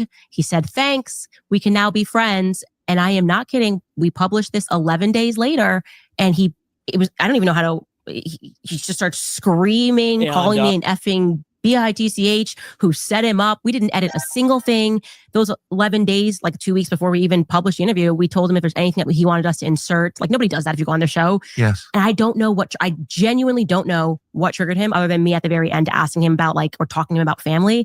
And it was just the rage that was coming out of him was just weird. And I don't know why he did that. I don't know why he did. He responded to this. So we're going to take a look at that in just a moment. The 180, you had access to me. You could have said. I just want them to get out the big thing that triggered Nick from this. I don't know what triggered Nick from their interview, but from this, he got triggered and responded to this. Anything after you, even if he had said in good faith, I thought I sounded a little weird here. Could you cut it out? We probably would have cut it out, because I just don't want people to ever not have a good experience coming on our show. That. You know what I'm saying? And also, you want people. Well, I'll speak for myself. When I invite someone on, especially just to hear their views, I want them to be able to express what they actually think. Right. Exactly. And you decide what you think, and you decide how to express it. I mean, that's like a basic human right kind of. Yeah. That's the thing that, as this channel grows, I'll have to figure out how, I'm sure I will come to a point where, I'm talking with someone and they don't like how it came out. And I mean, most of the stuff, I'm a live streamer, so I would like to do most things live. But for example, if I could get an interview with Tucker, but I couldn't do it live on my channel, I obviously would do it the same way I was doing the modern day debate stuff with Andrew and Rachel Wilson. But in terms of that editorialization, I would much prefer everything play out as it was, and then you add more to what you said to clarify, rather than just taking it out. But, I don't know. She said, I feel like Nick's career has been coasting on him getting triggered. Kind of like what you said about stirring up drama. Yep. But I will say, I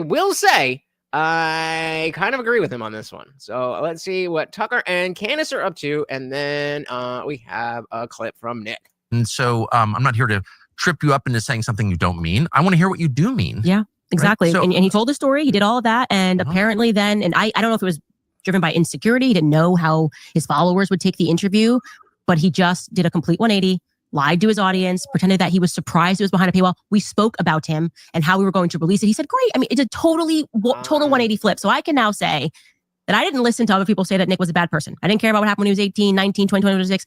Fair enough. Absolutely fair enough. I sat across from a person, had a conversation with him.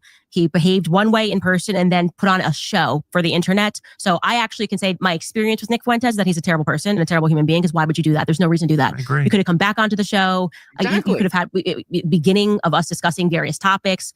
Right. And yeah, exactly. That's something that I'm looking to break into. Most of the people that I've had on as guests, obviously not like you guys when I drop the link, I'm talking about like other like official guests. It's not really we haven't really gotten a good, they've been good conversations, but in terms of finding somebody who could be like a recurring person to come through and talk about like, oh, this thing happened and here's our correspondent or a friend of the channel, this, that, the other.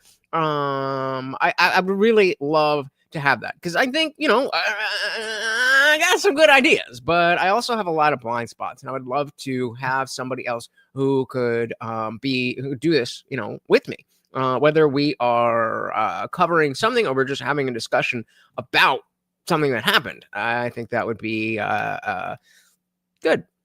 As we said, Fuentes is a gay woke right, kind of like Candace. Unfortunately, they both can't be woke under the same definition. Based on what woke is, only one of them can be woke. Otherwise, wokeness no longer has any meaning. I personally don't think that Candace is woke at all. But again, that depends on your definition. But if you think Candace is woke, then you can't say that Nick Fuentes is woke, because they are not the same. Let's see. That is a good question. Trying to think. Should I do levels, or should I just do a yes or no? You're fake as fuck, you fucking bitch. Okay, I'll do some levels. All right, let's I'll dive back in. Onto the show. You could have had beginning of us discussing various topics. I think in many ways, whatever happened to him was when he was 18 may have stunted his growth, meaning that he now is responding to the internet, which is filled with people that don't even use their real names. Right. So really, truly, the irony of it all is you could just be like the IDF soldiers, just pretending to be his supporters, just getting him to say whatever you want because he's going to do whatever you say. But it was strange. It was totally strange. It made no sense. And Does he have a family or a normal life? I asked him about that. He said, yeah, he comes from a 2-parent household. That's what he told me. No. Does he have his own family? Does he? No, he's not married. And, no, he's a virgin. And I just offered to him, I was like, I think these are things that you learn when you're married. And he just was vicious about it. And, about women what? Don't tell me what to do or whatever it was. And it was very performative. Like I said the exact same thing to Andrew Tate. I think she would be, I don't think that like a vibe. I think she's been pretty open about the fact that she likes Kanye's music. Months earlier, I had him and I said, I mean, remember, the way that people could consider her woke is the fact that she entertained a lot of Kanye stuff, because Kanye is definitely woke. I think she genuinely was interested in what was going on, and the fact that she hasn't, really kept up with that and been a big supporter. She heard him out, and then she's like, all right, I mean, you're more about the Jews. I'm concerned about Israel and the government. So, whatever. She supported Kanye until he really went into the deep end. Exactly, because there is a difference between Israel and the Jews. And if you can't tell that there is a difference, then you're probably woke. And it was very performative. Like I said the exact same thing to Andrew Tate months earlier. I had him and I said, you should get married. Here's why. And of course, Andrew Tate did not react like that. He told me what his hangups were about marriage. It was just a part of two people communicating on a show. But for whatever reason, he saw this as like an attack, even though. Interesting. Yeah, it was weird. It was totally weird. Chelsea said, I like Candace, even though sometimes she might be off the rails. She has stated that she will never talk about Kanye because they are actually friends. Interesting. I think that is fair because, we see the outward expression of who these people are. And it's very clear that these people can be different, whether it's like a character that they're putting on, or just that, they are that person that we don't like in a certain circumstances. So if they're genuinely friends outside of a political context, then, you can be friends with woke right people, So we said woke right is fake conservative like the fundamentalists. It's not that simple. You are right. But if you just break it down like that, again, that doesn't really mean anything. So what is fake conservative?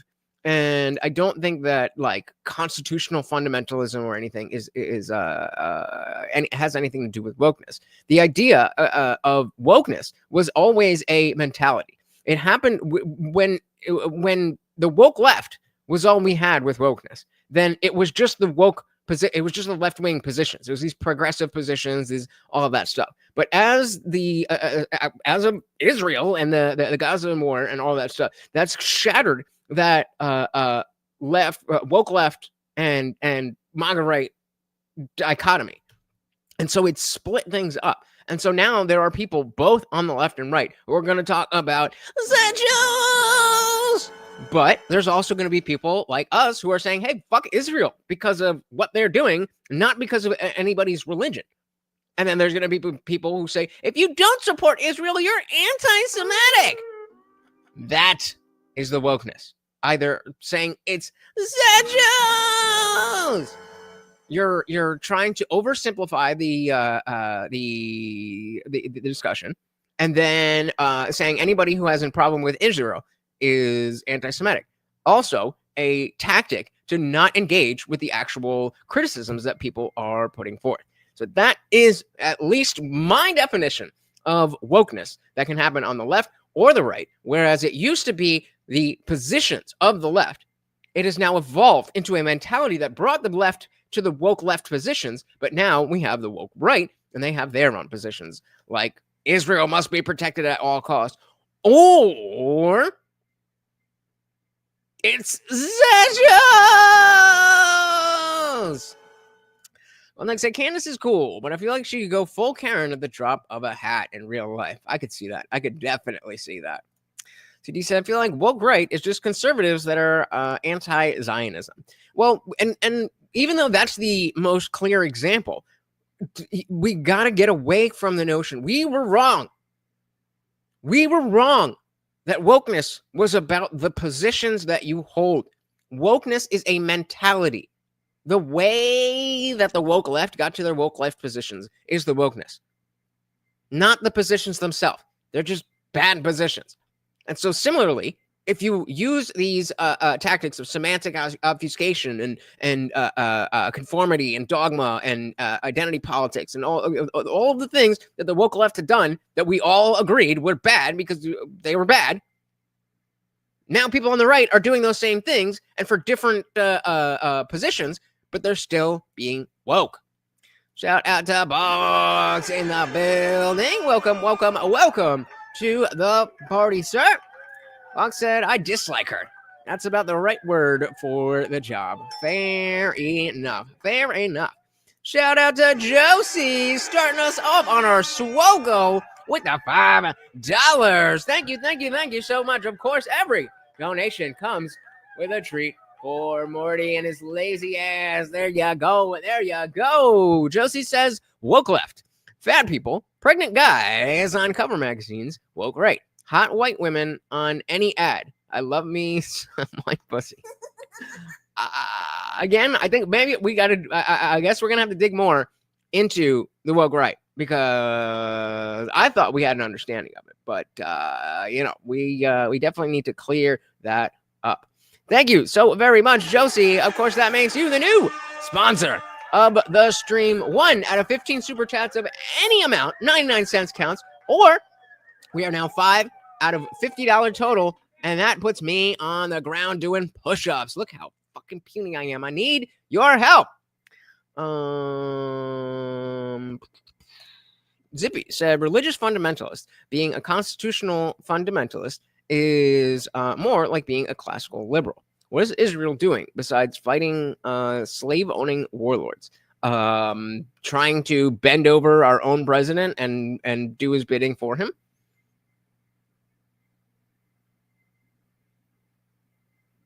No bueno. CD said, woke used to mean being aware of corruption and secret projects our government participated in. Now it's about ideological positions. The word has been hijacked.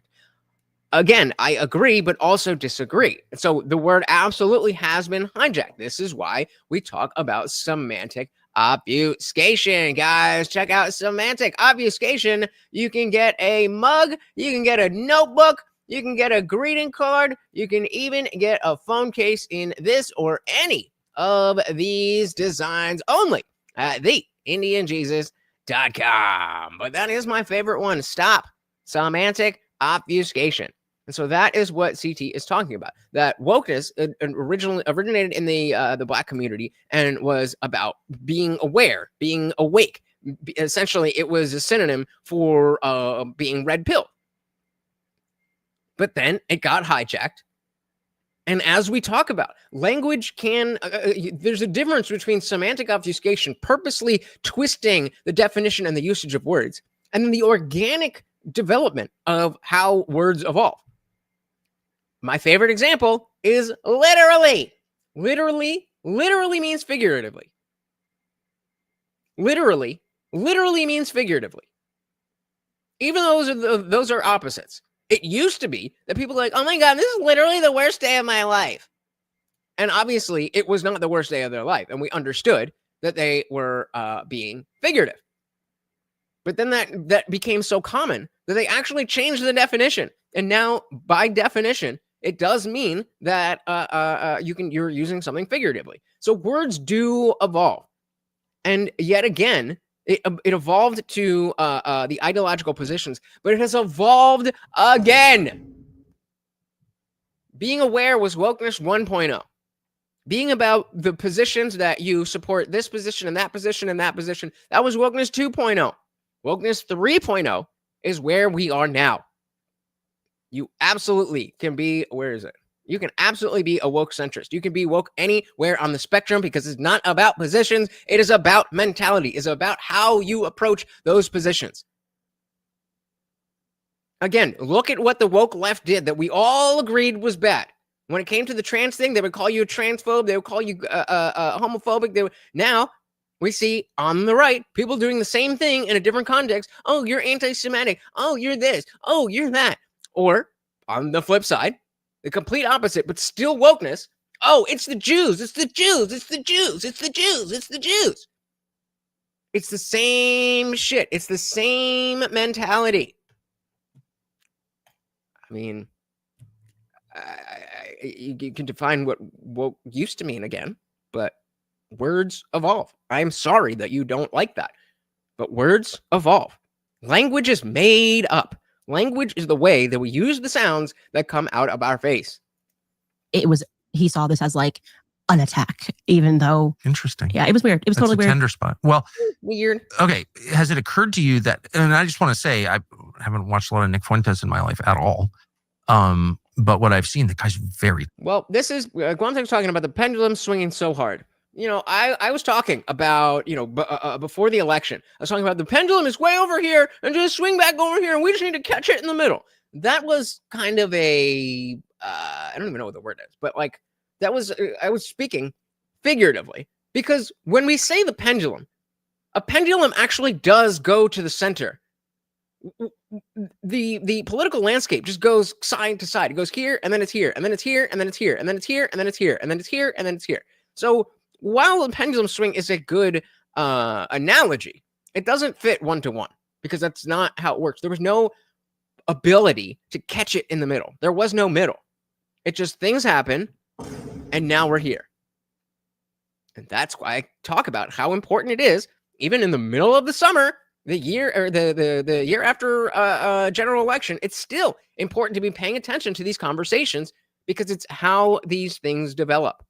It's how these ideas approach or evolve, rather. Talented, like just as a. Well, let me just say this: as someone who's talked to cameras his whole life, it is very hard to sit and just like riff for 20 minutes. And I think it's an amazing skill, and he has fair point. That skill. But I also have noticed that his targets are all people who are sincere, non-crazy, non-hateful opponents of neocon politics. We're going to have to go back into that. So as he said, the modern definition of woke is deceptive and corruptive processes. It's progressive. Yes, the woke right are very progressive. Bingo. You got it. You got it. So if anything, the pendulum is kind of in the middle. It's still swinging, and that's why we see so many politicians and people switching party.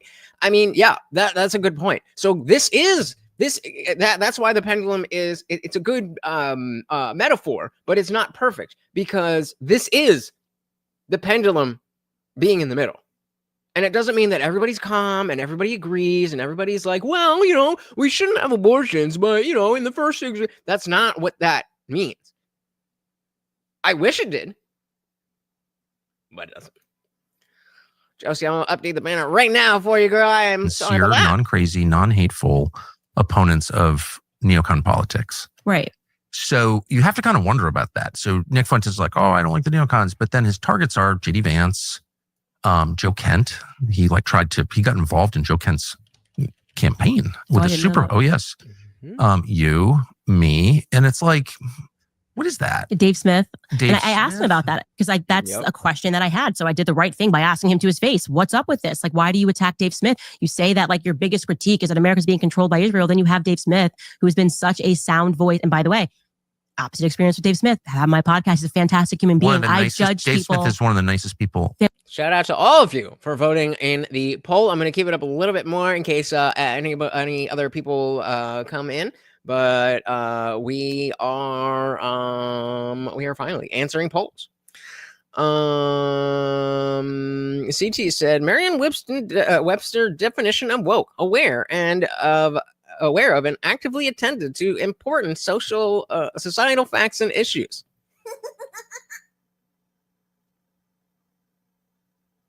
Is that what you think it means? Is that what you think people mean when they say you're woke? Okay. Woke centrist rhetoric. Well, I mean, so I think the notion that Israel is our ally, but they're doing stuff that's not okay. You can have that position, but if you're not willing to engage with other people who think, no, fuck Israel completely, and you're going to call them, oh, you're anti-Semitic then. And then someone's like, no, it doesn't matter what Israel's doing. Hamas is bad. And then, and whatever. And it's like, oh, well, you're sucking off the Jews. That would be woke centrism, at least in my opinion. Yeah, exactly. CT said, Tippy just brought up the modern definition of woke, so I figured I would Google. Yeah, gotcha. So that's what Box thinks. This is what Box thinks. And he thinks that we don't know that he said this a million bajillion times. He doesn't know that before he even said it a million bajillion times, before he even said it once, we already knew this. But hey, good information in case somebody didn't know. But that is like, oh, what's a good example? That's like saying to call someone means to yell out their name. I mean, you're not wrong.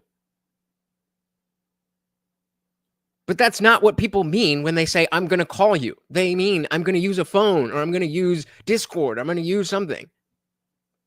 And so that's the idea, is that these things evolve. How dare you want? There you go. Woke centrism. Zippy said Israel is not controlling America. America is controlling Israel as a base to go to war against the Middle East, like China uses North Korea. Yeah, I completely agree with that. Yeah, Israel's a tool for war. But the idea that we don't need to have that ally in place, and so even though they are the tool, they do have leverage, and they use that fucking leverage. So why is that?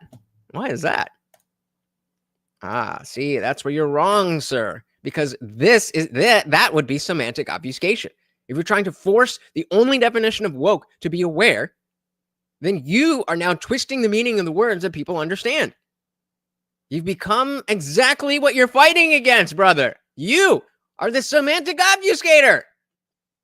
Opposite experience with Dave Smith. Have my podcast. He's a fantastic human being. I judge Dave people. Smith is one of the nicest people. Fantastic ever. Human. Yes. And so I judge people according to my experiences with them. And so Nick is being judged according to my experience with him. But like, what is this? I don't get where it. Does I don't the funding come from? I probably shouldn't even say this, but the only reason I know who he is because someone sent me a video a few years ago of him attacking me. And I was like, so I'm looking at this.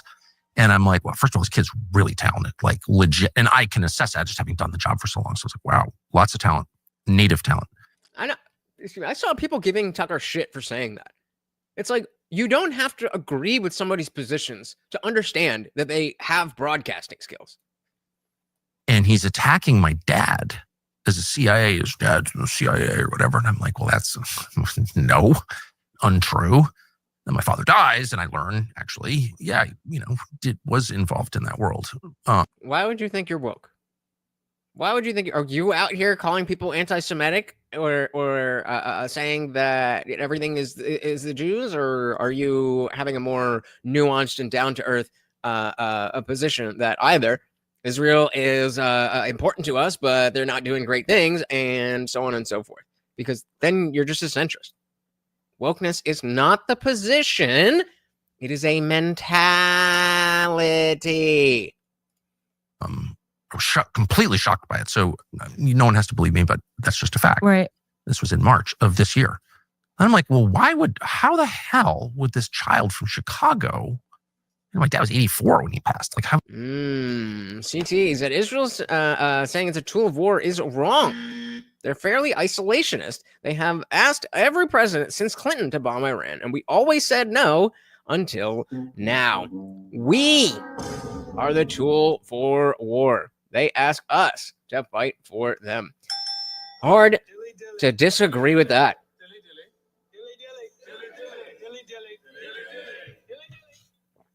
Unfortunately. Adam said, Candace never finishes. That's why you get mental blue balls. I've never seen anything she talks about come to a conclusion. Well, I mean, this court case is going to be a perfect example. Either they're going to prove that for whatever reason they were trying to hide the fact that Brigitte Macron actually has been a woman or a female her whole life, or she's going to be right that it was born a male. There's no nuance there. Yeah, it is or it isn't. What the hell with this child from Chicago? My dad was 84 when he passed. Like, who's this guy know who my dad is? And like, he's in intelligence. How would he know that? And Wait, so that was his critique of you because I didn't see it. Someone just sent me this video and it was like, you can't believe anything Carlson says because his father was in the CIA and he's a CIA working on behalf of the CIA. Well, I mean, I think it's pretty obvious, and I actually feel emotional in my anger towards CIA. And I think that comes out on the air quite regularly. Right. Yeah, I was going to say, I think it's, the notion that his dad was in the CIA or part of intelligence or whatever, that is definitely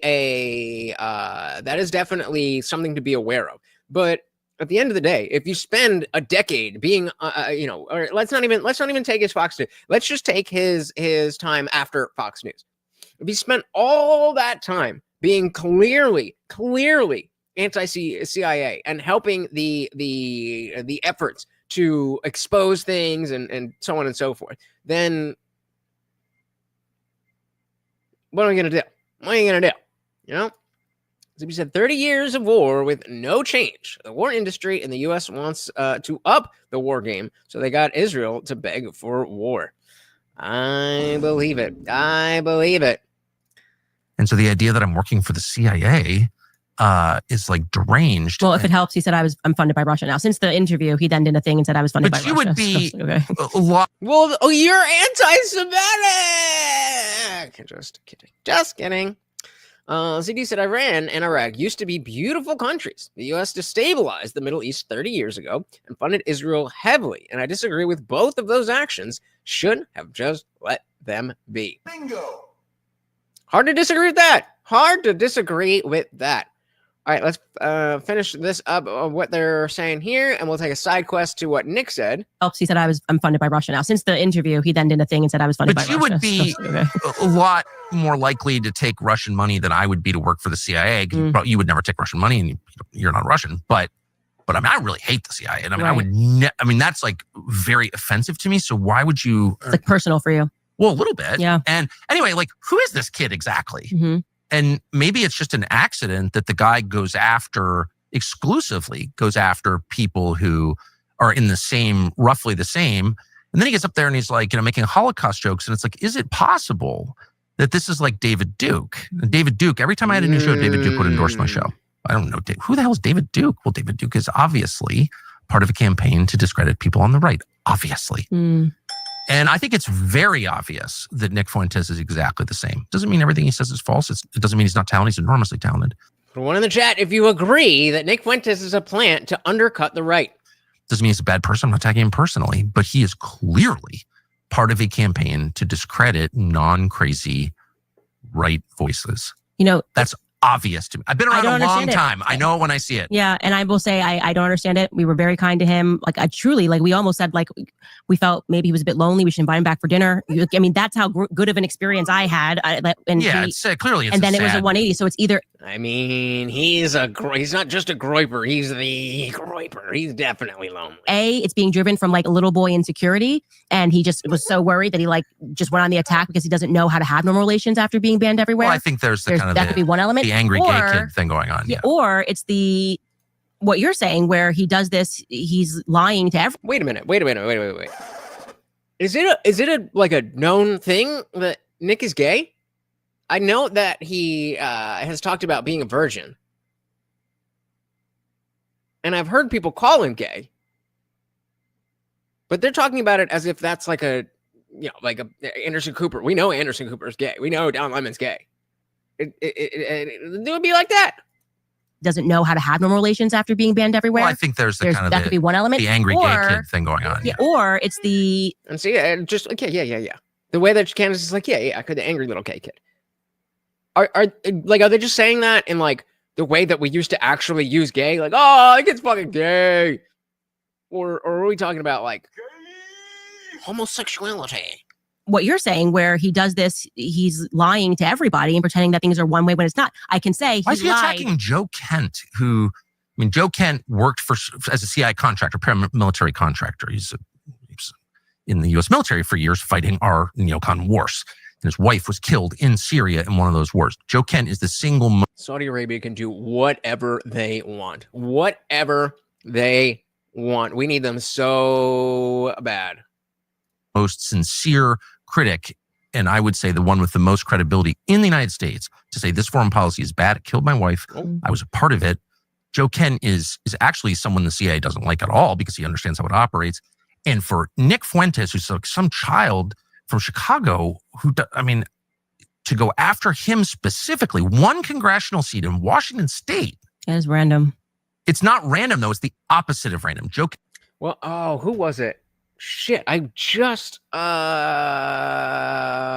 it here? Okay, it's not worth it. But the older millennial just put out a video talking about the most recent Jubilee thing and how it is he's like, it's clear. I mean, he's a bit of just the right.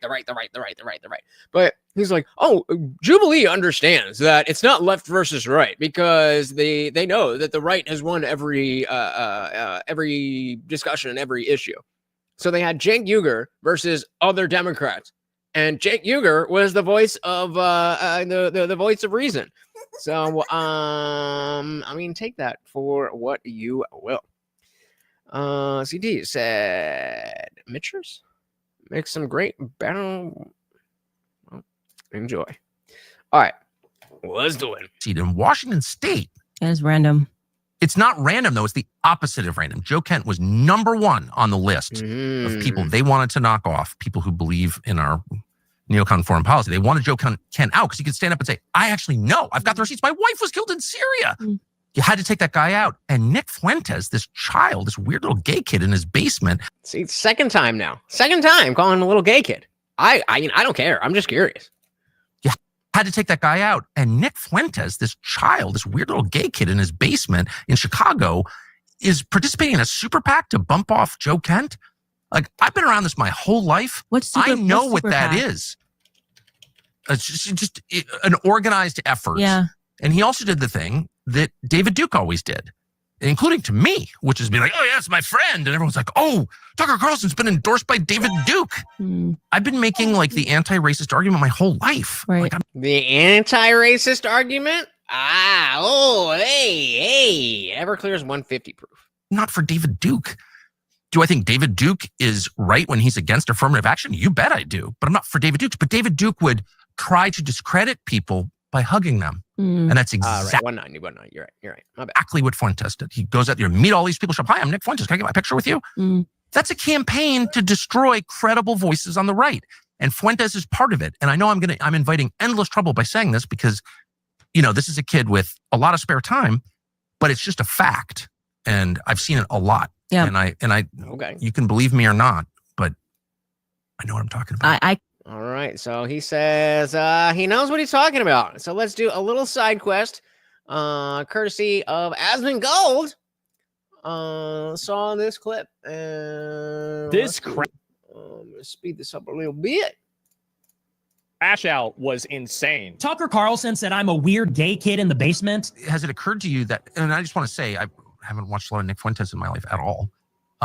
But what I've seen, the guy's very talented. Hey, shout out to Guam Tech said liked and shared. Guys, you know how easy that stuff is. Easy and it's free and it helps out the channel so very, very much. It does not even matter. If you think anybody's going to click on the link, if you just tell YouTube, X, Rumble, wherever you're watching that you want more people to see this, they will show it to more people. Thank you, sir. And there, speak of the devil, equality and deference saying the same damn thing. Like and shared.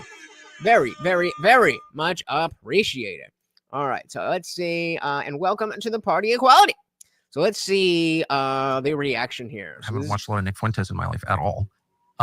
But what I've seen, the guy's very talented. Like just as a, well, let me just say this, as someone who's talked to cameras his whole life, it is very hard to sit and just like riff for 20 minutes. And I think it's an amazing skill. And I understand it. We were very kind to him. Like Plenty of people. Hold on. I want the, okay. So let's just see what he had to say about it. Because that was exactly what we just watched. it's a campaign to destroy credible voices on the right. And Fuentes is part of it. And I know I'm inviting endless trouble by saying this because, you know, this is a kid with a lot of spare time, but it's just a fact. And I've seen it a lot. Yeah. And I, you can believe me or not, but I know what I'm talking about. So he called him a little old gay boy, and he said that he's paid by some sort of foreign interest or something like that. Somebody's paying him. The CIA is paying him. There's some degree of bad behavior that's going on. Literally no arguments. Well, I think that there is a lot of insinuation, and this is kind of what happens. I mean, this is a mainstream media thing, right? Where like you don't necessarily say something that's bad about a person, but what you do is you make an implication. And the implication, Nick did a 3-hour response. Can I watch that? Like, there's this video. It is 22 because Nick says words that get me in trouble. Can I watch this one or not? He always uses gamer language unless he talks about race. Okay. If he starts bringing up race, we're going to get worried. Okay. Yeah, we are showing 5 people here and 6 likes. Thank you so very, very much, guys. All right. What's Nick got to say? If he starts bringing up race, we're going to get worried. Okay. I'm being accused of being the CIA by Peter Thiel's best boys, by Tucker Carlson with his daddy. Tucker Carlson's, and you know what? Here's the other thing. Tucker Carlson said I'm a weird gay kid in the basement. Yeah, and I'm from Chicago. You're right. He's going to make a good point, though. He's going to make a good point. So prepare to agree with Nick Fuentes. Well, okay, you're not right about Wait. And I'm from Chicago. Wait.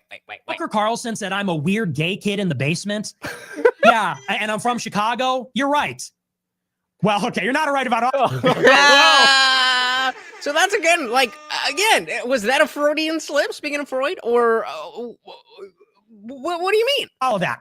But I wasn't born with a silver spoon in my mouth. Tucker Carlson says I have so many trust funds I never have to work. Tucker went to a $45,000 per year private high school, then a $45,000 per year selective Ivy League school in New England. Jesus. Tucker Carlson's daddy was a Reagan appointee. Wow.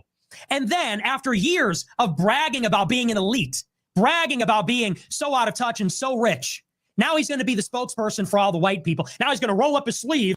Finally, right? I just like to hunt and fish in my log cabin. I care about. I think that there's a lot of LARPing going on, and this is something that happens with a lot of people. And it sounds weird, but this is one of the reasons why I do not indulge in a lot of other like luxuries that other people that are in my position do indulge in. It's because I don't want to live a life that is an abstraction from what the average person goes through every day, because it makes me harder to relate to. It makes me harder to understand other people's stuff, etc. And I think that this is something that's not unique to Tucker Carlson. It's something that's not unique to right-wing people. It's a general thing. It's like how all the Democrats got together in a luxury hotel, spent $20 million to discuss how they could get through to working class Americans. You can't make that shit up. That's basically where it is. Bro, you're just lazy? Well, it's a little bit more than that. All right. I mean, as much as Makes it harder? Yeah, sure. No, you're right. comes to me. Nobody, really. And credit I mean, shout out to Asmongold, but we're here for Nick. We're on a side card debt. But then when it comes to me, I'm one of the real disaffected white people. You want to talk about me and them? I am them. He says Nick Fuentes is leading all of the disaffected young white men. I am a disaffected young white man. I was a precocious, intelligent, young white college student who went to Boston University, who was pro-Trump and red-pilled by Trump and animated by Trump's message of America first. And I asked questions about Israel, and I was punished for it. I did it years before Tucker Carlson started talking about it. I think this is what happens. And like with Nick, this is the same thing, is that more and more people that try to express dissent at all end up getting kicked out, and it radicalizes them even more. It radicalizes them even more. And not only that, but when you are hoisted off of, I mean, definitely Twitch, but YouTube, actually the main platforms, then what happens? You go to, what is it, cozy.tv, and you are you have no no reason to filter yourself or anything, and it just becomes an echo chamber. And I think this is what. But I mean, he's right. Like, he's some little gay kid in his basement. Like, yeah, that's the Trump base. A bunch of poor white people who are not getting ahead because everybody else is getting fucking, help from the government on this or special rules here.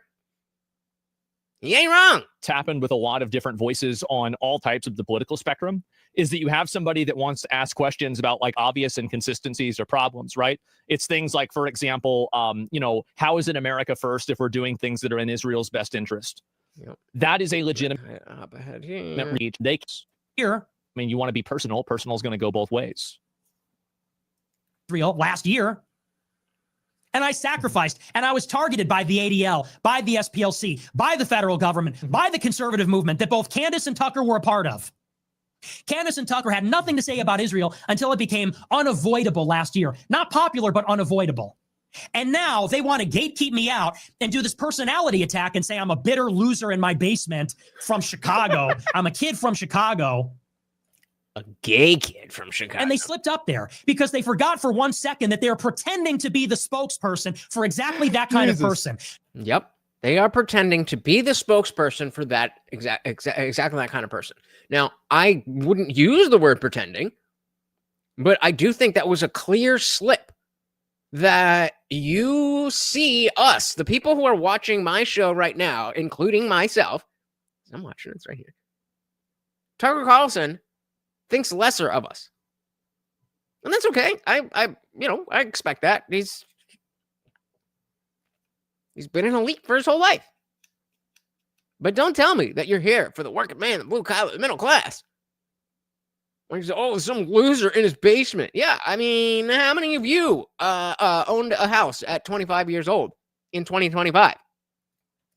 They forgot for 1 second that they're pretending to be the spokesperson for exactly that kind of person. Tucker's mask slipped, and he forgot for a minute that for 8 years, he's been pretending to care about the plight of weird kids in their parents' basement who are broke and didn't go to an Ivy League school, living in cities that don't matter like... It's hard to see how, if you're Nick Fuentes, you don't see it exactly this way.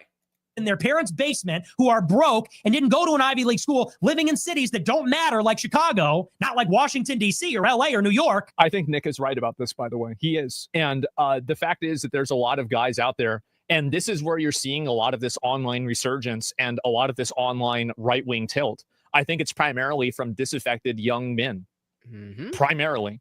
And you see this constantly. This is why if you look at demographics, like if I can just pull this up real quick. All right, so I think let's go back to it. Let's see. That problem is happening 2 seconds. Live. That's it. Did you forget that for 2 seconds? And I'm the inauthentic person? I am that person. I am a spokesman for the disaffected white man because I am one, and you two are not. Candace Owens got married to British royalty worth $200 million after meeting him for 2 weeks on Zoom. What the fuck is even that about? Again, hard to disagree. Equality said Tucker and Gossip Girl looked bad picking on Nick.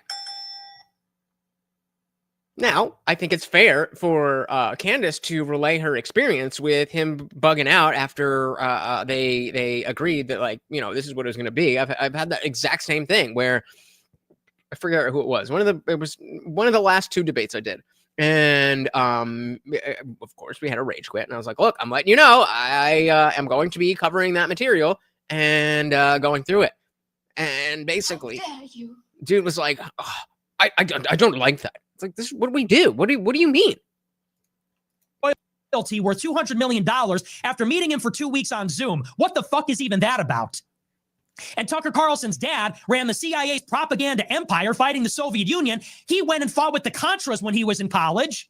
When I was in college, I was doing a webcam show in my friend's dorm room criticizing Israel. So who's the CIA cutout? Who's the inauthentic one? Who's the crazy, hateful one?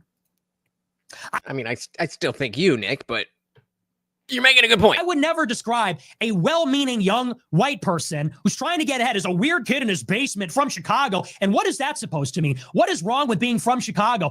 I think that there's I think the focus was the basement part. And I think the focus was that you're not out in the world doing anything real. You're just sitting there and talking. And that is a bad message, because that's how normal people can achieve some type of influence, as Nick clearly has, again, whether you like it or not.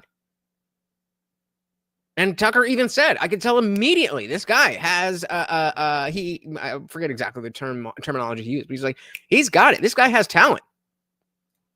From Chicago. And what is that supposed to mean? What is wrong with being from Chicago? I think that there's also a component to it as well. And this is true with any media personality, is that a lot of media personalities try to downplay each other because of market share. They don't want to see up and comers, like get attention over them. They don't want to see people get any degree of notoriety or love you, husband, but we're are inside of the same sphere. Just on a side quest. Maybe another day we'll go through the whole thing. I'm saying here. Wrong with being weird? What is wrong with living in your basement? That's a lot of people because of the problems you claim to care about. Yeah. Tucker's at Turning Point USA extolling the predatory nature of usury and how it's preventing young white men from getting homes. And then the week after says you're in your mom's basement. So which is it? Which is it? I don't know. I think there is an aspect of if I'm a Tucker Carlson, I absolutely care about the issues that I'm talking about. But there is a clear division that I am not them. Whereas, the landscape now, you've got 3 creators on your screen, and we're all very different people. But what our thing is presenting us as who we are. And I don't that's not Tucker's just in a different position in his life, in the fact that he has different influence. That's not what he's trying to do. And in that he definitely slipped up. And like Quality said, look bad. Tucker and Gossip Girl look bad picking on Nick. Said Candace ended the discussion because she needed to feed her baby. Okay, and as you're in your mom's basement. So which is it? Do you care about Klarna and people going into debt to order pizzas and home ownership being impossible? I mean, I think they would make fun of it, but probably not. It's actually crazy. People are ordering DoorDash on credit now. Yeah, that shit's insane. Shout out to King Nirvana. Welcome to the party. That Nick is Eminem in 8 Mile right now. He's about to be like, I am broke. I am gay. Say something else. Good one. Welcome, King Nirvana. Or do you think that's a contemptible, low status thing to be ridiculed and mocked? I think that what Nick is really saying here is that Tucker Carlson, his primary audience and a lot of the people that he's representing are young, disaffected men. But when he attacks Nick as basically a young and disinfected man, he attacks Nick with characteristics of young, disaffected men. It effectively reveals that he doesn't really care about them in the first place. I think that's what Nick is trying to say. I agree. That is exactly what Nick is trying to say. I don't fully agree, but I think there's an aspect of you can care about something without fully understanding it. And so I think that out of touchness is going to happen when you are that rich, you're that connected, you're that inside, you're not a normal person. And so that doesn't mean that you're pretending to care about the normal person. It just means that you don't necessarily understand what that means as much as you might think you do. Guys, don't forget about our swole goal. Josie is the only one who has donated so far. Look how puny I am, guys. I need your help. I need your help. And Morty is so hungry. Pandering here, exactly. It's a class issue. That wasn't you. Yes, it's a class issue, unironically. You were born to the Swanson family fortune and your daddy who ran the CIA. My dad didn't even graduate college. My dad worked for the tollway. His dad died of a drug overdose in the 70s. My mother's father was a garbage man in Chicago, and he committed suicide. He was a veteran of World War II. Who's the CIA cutout? Who's the poser? Who is America?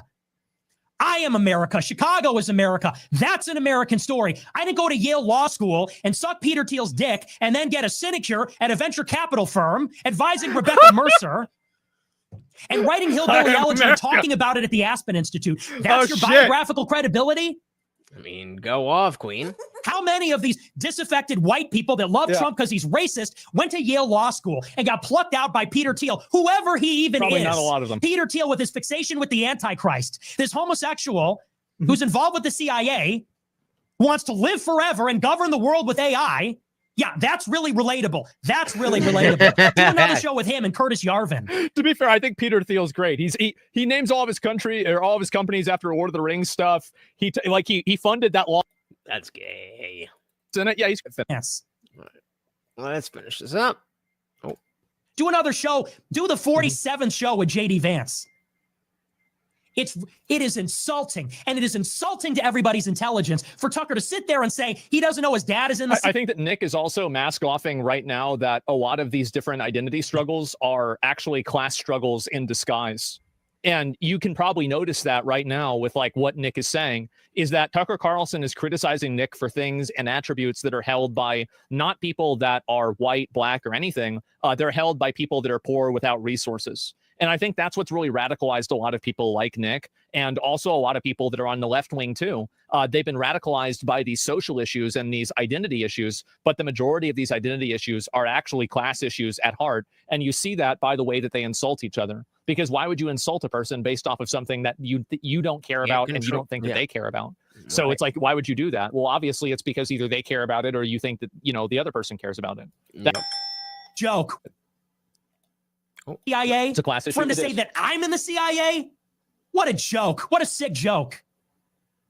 Especially after everything that's happened to me. And unlike what Candace Owens says, she says, what happened to him when he was 18?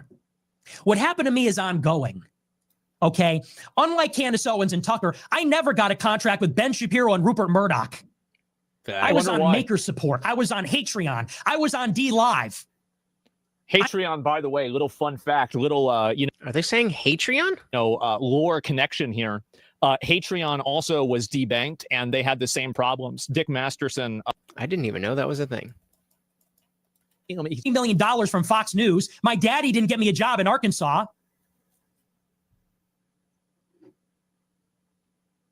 So ridiculous. So I think that okay, we get the point there. But yeah, wild stuff. And I agree with Nick that was a bad mask off moment. I don't think it undermines all of their credibility, like he's trying to say. But I mean, when you're right, you're right. Reason why Nick. Yeah, and I, you can believe me or not, but I know what I'm talking about. I can confirm he's dishonest. I mean, there's no, so it's like he's. Shout out to Box, Dilly, getting debt free. There you go. Guys, we are just past the 2-hour mark. If you would like to keep the party raging, you know how to do it. Use that as your, like, I could not determine what his motives were. And I said, you know what? I don't have time for this. I gave you a fair chance, gave you a fair shake, and you are a fundamentally dishonest human being. There was no reason to do it. If he had not done that show and screamed and yelled, his followers would have been like, oh, that was an interesting conversation between two people who agreed some, disagreed some, and like that was it. It was interesting that he got there. He doesn't want to be, and I can tell you that he doesn't want to be anywhere but where he is. He doesn't want to have normal relations. And it did sort of feel, and I said that to him, that he's like responding to orders somewhere, because why are you attacking me? Well, why are you attacking Dave Smith? What is the issue with Dave Smith? And he couldn't answer the question. Exactly. He couldn't answer the question. He was just like, well. The fakest thing I've ever seen. And I'm like, why do you hate Dave Smith over Joe Rogan? Did you guys actually see that conversation? Yeah. Oh, that's right. Okay. So I did, like, they're trying to block it. I don't know where it is, but there's a bunch of these. I saved one of them, so I'm gonna check that out. Yeah, like something one of these. Let's take a look. What do you got? I also don't appreciate the lecture. You don't know me, so I know you're married. I know you're older than me, but you don't know me. You don't know my life. You don't know my situation. I don't think you're in a position to give me advice, especially as a woman, honestly. What is your dating life? I don't have a dating life. So you don't date? No. Do you have a perspective about who you want to marry? Do you intend to get married? I do intend to get married and have kids. So where are you at on that? I'm trying to get prepared for that mentally. What does that mean? You're 26 years old. I like my life. I like being single. I like being a guy. I like what I like. I like reading books. I like doing my show. I'm a pretty antisocial person. Yeah, I said shit. Me too. And it's a big adjustment for a man to go from having a life where you can do whatever you want, go wherever you want, unaccountable, everything like that, to then you have to be roommates with women and children. It's a totally different lifestyle. And for someone like myself, I'm a pretty eccentric and, kind of out there person. I don't have a regular sleep schedule. I'm awake all night. I'm asleep all day. Heard that. I do not like how much I have in common with this fucker. And my sleep schedule's moving around all the time. I like to go out on drives all the time. The idea of my wife sending me out the door. Okay, be home by 10. Call me and tell me where you're going. Or, I go on a trip. I got to get the car seats and buy all the plane tickets and stuff like that. It's kind of cramping my style. So, but that's also not that crazy. Yes, 26 is not young. But that's also not that crazy to think. And I mean, I kind of, like I said, I would love to have a wife and a family. But at the same time, I very, very, very much appreciate the simplicity and peace of my life. Oh, I'm trying to get over that, I guess. But that's maturing. Yeah, I think you should probably mature on that point. I mean, what? Yeah, I know. You got to tell me. I know. I want to go for drives. That would be something. I mean, if you are, do you attend the mass? I do. Do you go every Sunday? I do. Yeah. Okay, so you're like a committed Catholic. Then obviously, the perspectives on family. I mean, I personally, and this would be me lecturing, but I just feel like you really have no idea who you are until you start a family. And whether that means just marriage, some people who are struggling to have children, okay, fine. But there's such a growth that happens because of that I think it informs your beliefs in so many ways. And I think that was a huge turning point for me. I wonder. All right, so put a 1 in the chat if you would like to see us cover the whole thing. Let's dive back in here, box. And as somebody said earlier about being so opinionated, sans this take, I don't know if I feel dirty or feel vindicated. Well, as a liberal, I can imagine that when somebody who's not on your team says words that you like, that it's like, oh my God, but it's okay. It's okay to agree with people who you don't necessarily like. Chloe said she was chastising Nick for not having kids. How dare you? To be chained to a harpy who can ruin your life at any time. Yup. He couldn't answer the question. He was just like, well, the fakest thing I've ever seen. And I'm like, why do you hate Dave Smith over Joe Rogan? And it's like, well, Dave Smith is this kind of a Jew. And I'm like, okay, I don't either. You really are this immature and you haven't gotten further in your ideas, or you're just attacking people and making people think that these attacks are legitimate when they're really not. And we were so kind to him that I was just like, okay. He's attacking Dave Smith because Dave Smith is a Jew. We were so kind to him that I was just like, okay. He's attacking Dave Smith because Dave Smith is effective and credible. He's very effective. Because he's smart. He's a decent person. There's no hate on Dave Smith. And you would smell it if there wasn't, there isn't. And he has credibility and he has knowledge. And he's a marvelous debater. There you go, King. And once again, a really good person. So you have to take out Dave Smith. You have to take out Joe Kent. Those are the good people. You have to take out J.D. Vance. He was against J.D. Vance. So if you're against more pointless wars on behalf of foreign powers, you're probably not going to be attacking J.D. Vance. And Vance was exactly the person he was attacking. So and the sad thing is, and I know that no one who watches him will believe me because they're desperate, because they are the victims of a system that hates him. It's young white men who've been totally cut out of our economy, attacked mercilessly, given, narcotics, just go die. I mean, they really are the victims and they're desperate and no one speaks for them. So they go to Fuentes because he's incredibly articulate and they think he's our leader. Okay. But then exactly Nick's point, that's it right there. So if you think that Nick is some horrible person based on the things that you mentioned, not based on his political ideology and the way he behaves, that's not what you brought up. You brought up that he was a gay kid in his parents' basement.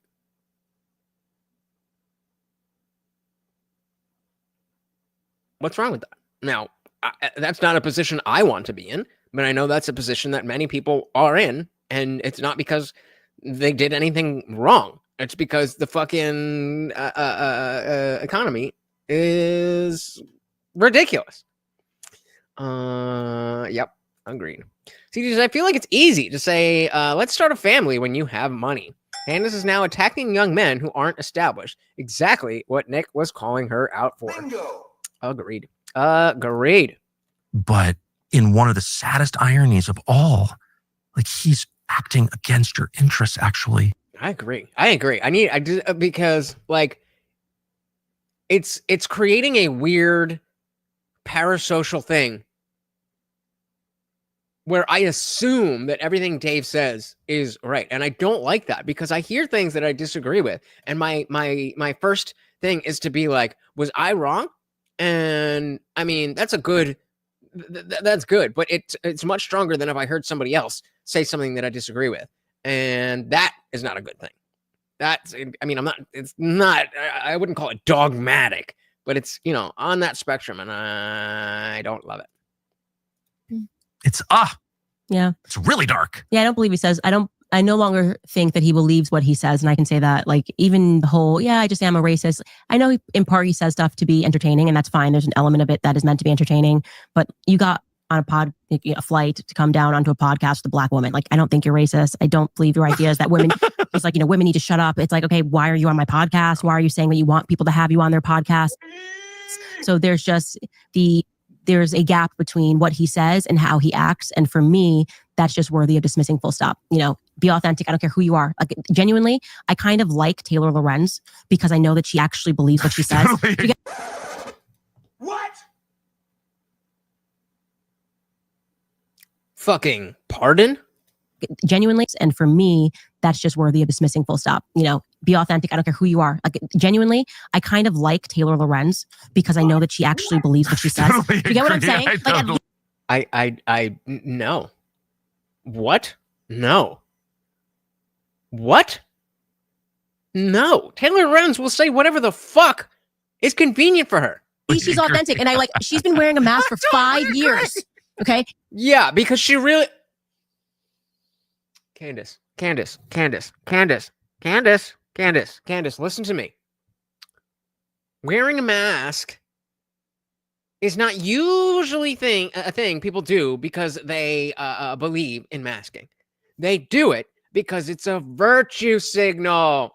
I don't know if you guys have ever heard the channel Swell Entertainment. Just some chick who goes to different events and reviews stuff. I don't even know how she got on my radar, but I've been following her for years, really. And she's, from LA, super liberal. And still in 2025, she's going to events and she's masked up. And she just said in her most recent video that she's like, "Oh, you're in the left wing, blah, blah, blah. I don't care. Fuck you. I want to wear a mask because I don't want to be a super spreader." Sounds like she believes that. She's not trying to get me to wear a mask. She's not, why aren't you wearing a mask? That is genuine. Not Taylor Lorenz. We can start a GoFundMe and buy Taylor. Yup. King said she's like Smith. She's the most consistent in the worst way. They do have that in common. But again, I don't think she's not consistent in her position. She's consistent in her mentality. And what mentality might that be? The woke mentality. It is real to her. COVID is real to her. This is not a performance.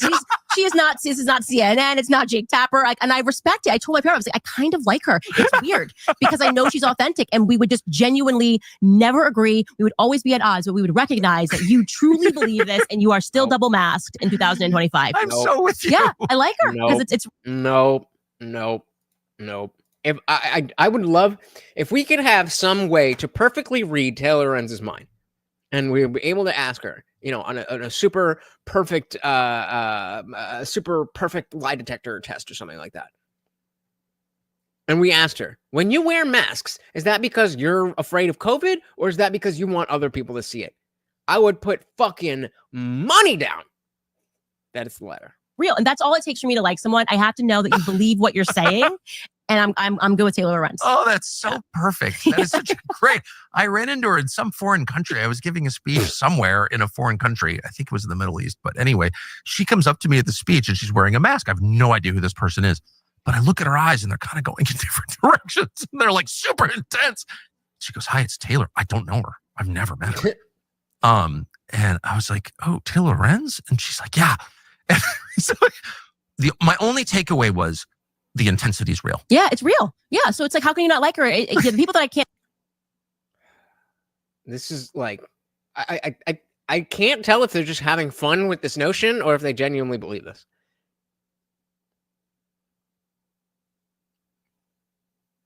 What is the rest of the chapter? Okay, so let's just move on to let's see. As much as we are 10 minutes away from the 2.5 hour mark, but I do want to hear them talk about her interview with Harvey Weinstein. So we got 10 minutes of this. If you guys don't keep that party already, I can only look back on and thank God. You got to thank God for moments of clarity.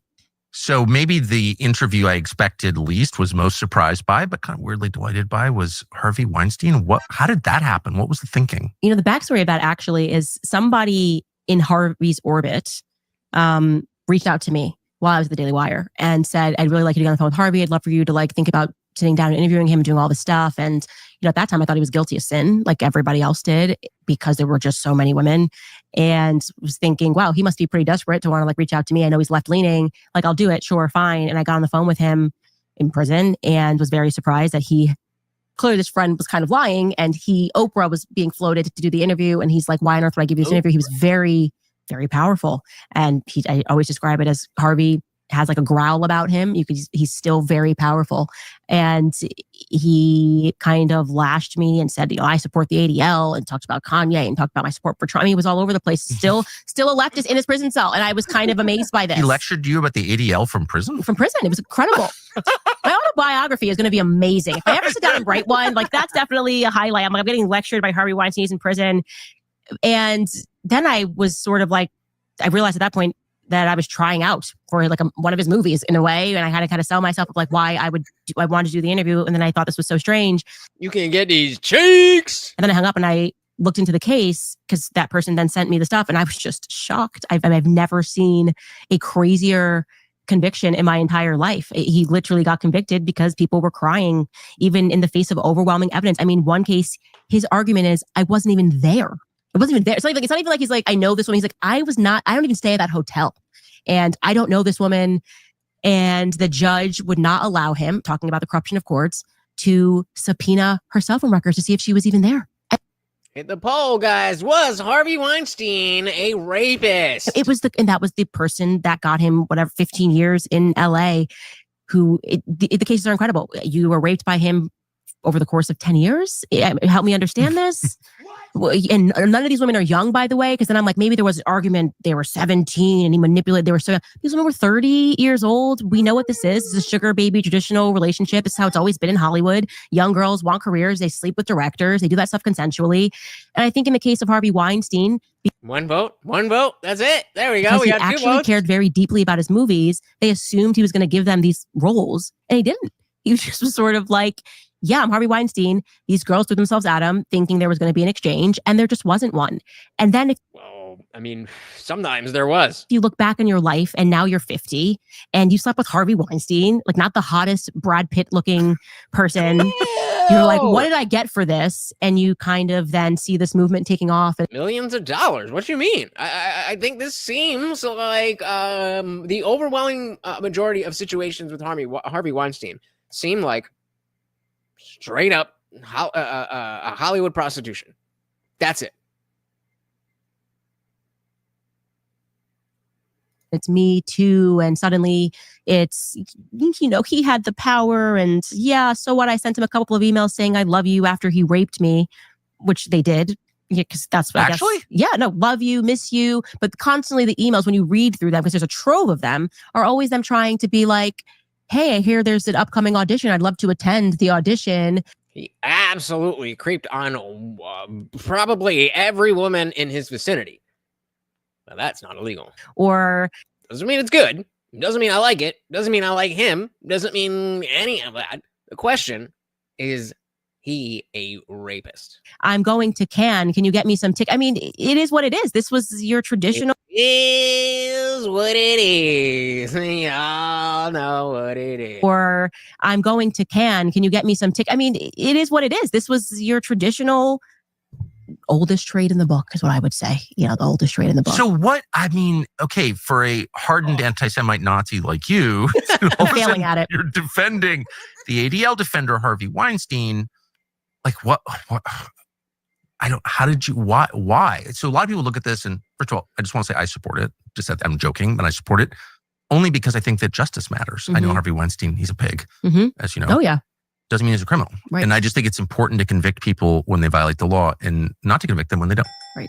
And truth is the most important thing. So I support it. But it is like of all the stories. Dilly to that. The truth shall set you free. Less than 5 minutes on the clock, guys. Get that 99 cents to keep the party raging. And when they don't. Right. And truth is the most important thing. So I support it. But it is like of all the stories, like what drew you to that? Well, because he was the beginning of the Me Too movement. And I've had a gripe from the Me Too movement from the day that it trended on Twitter. I mean, you can go back. I am left and right. Believe all women. No. People were scared to say anything about the Me Too movement when it first happened because it was about rape. And people were instantly uncomfortable, and left and right, people were just sort of reticent to say, oh, but don't we need to have due diligence here? And people were losing their jobs left and right on the basis of an allegation because it was hashtag trending, hashtag Me Too. And right away, when it first started trending, it was mob justice. Yep. I said something against it and I almost got canceled. Like, I will never forget this. Charlie Kirk, we had to get together with the PR agents. I was at Turning Point. He had Turning Point girls that were quitting, crying, saying, how could she not support the Me Too movement? Like, I was actually, it was totally, and credit. Wow, I did not know that. Charlie Kirk, like, he held down the line because, like I said, if you stand on truth, eventually people catch up and realize that something's really wrong with this movement. But stand on business. Harvey was this case where I think the entire world agreed that he must have been guilty of something. There were just so many women that were coming out saying that this took place. And his personal style was so, he's like eating with his mouth open, smoking in the elevator. I mean, I saw him do it. And so I think because he is just like this piggish, overbearing, crass guy, which is not a crime. Yeah. You just want to see him go down. Well, then he must have done it. Right. And like, are you really going to take the side of Harvey Weinstein? Right. He's today's villain. And I thought I was just doing an interview where I was going to push back, get to the truth. And when I looked at these cases, I was just shocked. 90 women who came out and said he did something, and it actually boiled down to 3 cases. And in the 2 New York ones that he got 26 years for, I mean, just you read the emails. It's crazy. You just cannot come out of reading the emails from Jessica Mann and Evgenia, I'm blanking on her last name, and just go, what happened here? Like, what do you mean you convicted him of rape? On the basis of these emails alone. Did what? Why would you then, has anybody ever, and Jessica Mann clearly is the first person ever who's done this, hit up their rapist after and been like, hey, I'm with my mom in town. Like, can we come by? Do you want to meet my mom? Because actually, that's one of the emails post-rape, It's hard for me to believe that that's rape. I don't believe if you're lucky I wasn't sitting on that jury. And I think it does a tremendous injustice to projection. I'm sorry, friend, but looking at facts and looking at the law and seeing if any laws were broken versus seeing if he's a slimy guy, then how is that OJing it? You're just deciding that because the mob wants him to be guilty, just like with OJ, the mob wanted him to be not guilty. So we go with that. So projection. That jury. And I think it does a tremendous injustice. What is that? What does that have to do with anything? Injustice to 2 people. First, women, right, who are actually raped. Yeah, of course. Because if we're now saying all of this is rape, and then people are just not going to be inclined to believe women who are actually raped. They're going to go, oh, another rape situation. Oh, yup. Okay. So that's it. It's like you're softening what it means to be raped. Yup. But the second thing is I have 3 sons. This case mattered to me because my sons' lives are now threatened by this movement that said, hashtag believe women. Women lie. Whoa. Believe all women, including the ones that have lied to your fucking face about the most innocuous shit. Or maybe not the most innocuous shit. Maybe about the fact that she fucked another dude and told you that you were the father. Just saying. Hey, shout out to Josie. Keeping the party raging with the $2. Thank you so much. Of course, a treat for Morty. Said Harvey is innocent, just like the Tate brothers. Of rape, maybe. But the Tate brothers are definitely guilty of statutory and tax fraud. Definitely not as bad as rape. threatened he's not innocent by this movement that said hashtag believe women. Women lie. They lie a lot, right? Yeah. I mean, and so why don't we do this crazy thing and just believe the facts and follow the facts of the case?